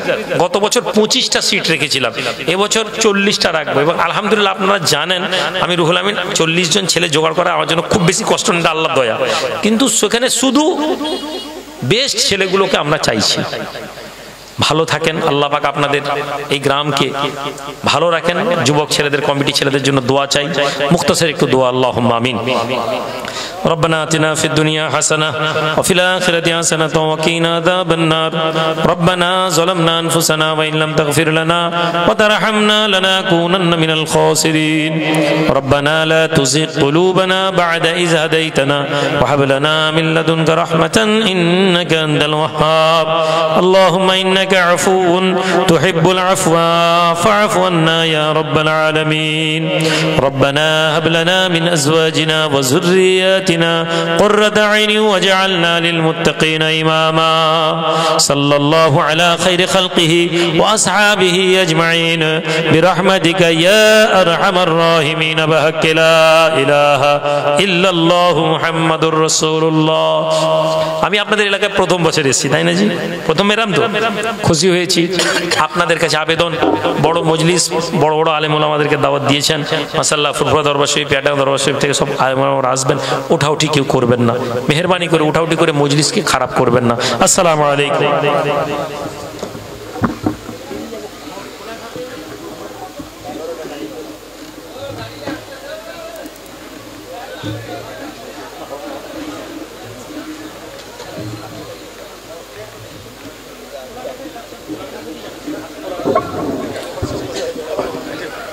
আপনারা উঠাউঠি করবেন না, ধীরে স্থির ভাবে বসে পড়ুন। এখন আমাদের সামনে নারে তাকবীর, ওয়াজ নসিহত করবেন নারে তাকবীর, আল্লাহু আকবার। সুদূর দক্ষিণ 24 পরগনা থেকে আগত মাওলানা রেজাউল করিম সাহেব।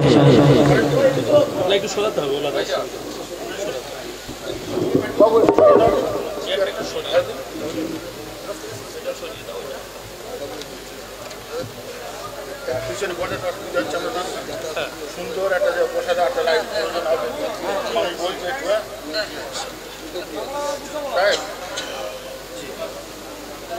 সুন্দর করে না দিলেও চলবে চলে হ্যাঁ ওই থাকলে থাক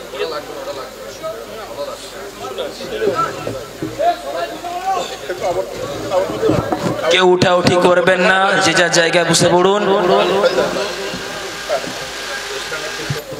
ভাই আমি এখানে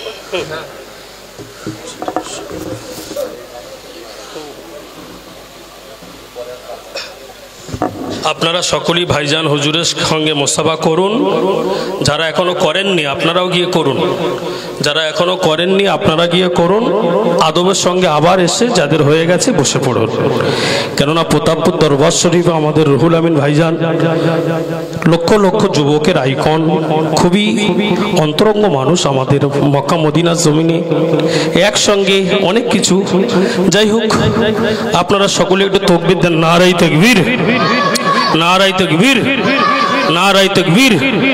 প্রতাপপুর দরবার শরীফ, প্রতাপপুর দরবার শরীফ, ভাইজান হুজুর কিবলা, ভাইজান হুজুর কিবলা, ভাইজান হুজুর রুহুল আমিন সাহেব।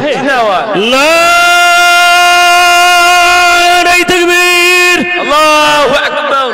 যাদের হয়ে গিয়েছে এক এক করে বসে পড়ুন। মাইকের সাউন্ড একটু মিষ্টি করুন। মাইক ম্যান কি আছে?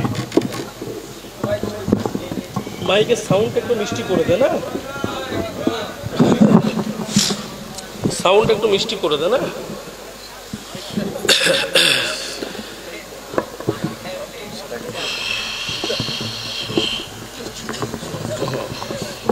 এটা একটু ছোট করতে হবে। ঠিক আছে। কমিটির সোনার চাঁদেরা ভাইজান হুজুরকে সুন্দরভাবে নিয়ে যান, কোনো ধরনের যেন অসুবিধা না হয়। সুন্দরভাবে ভাইজান হুজুরকে নিয়ে যান।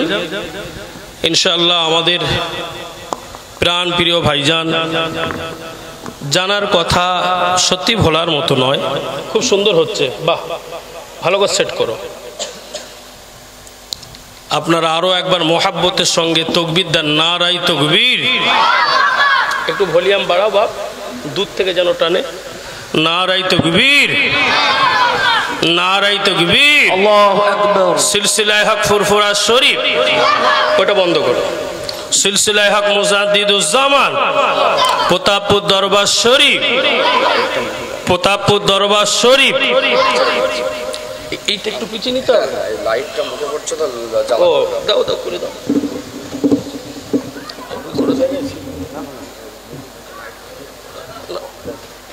মাশাআল্লাহ।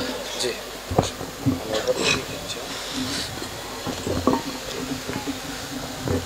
আপনারা যারা পিছনে আছেন আপনারা একটু সামনের দিকে সুন্দরভাবে আদবের সঙ্গে বসে যান।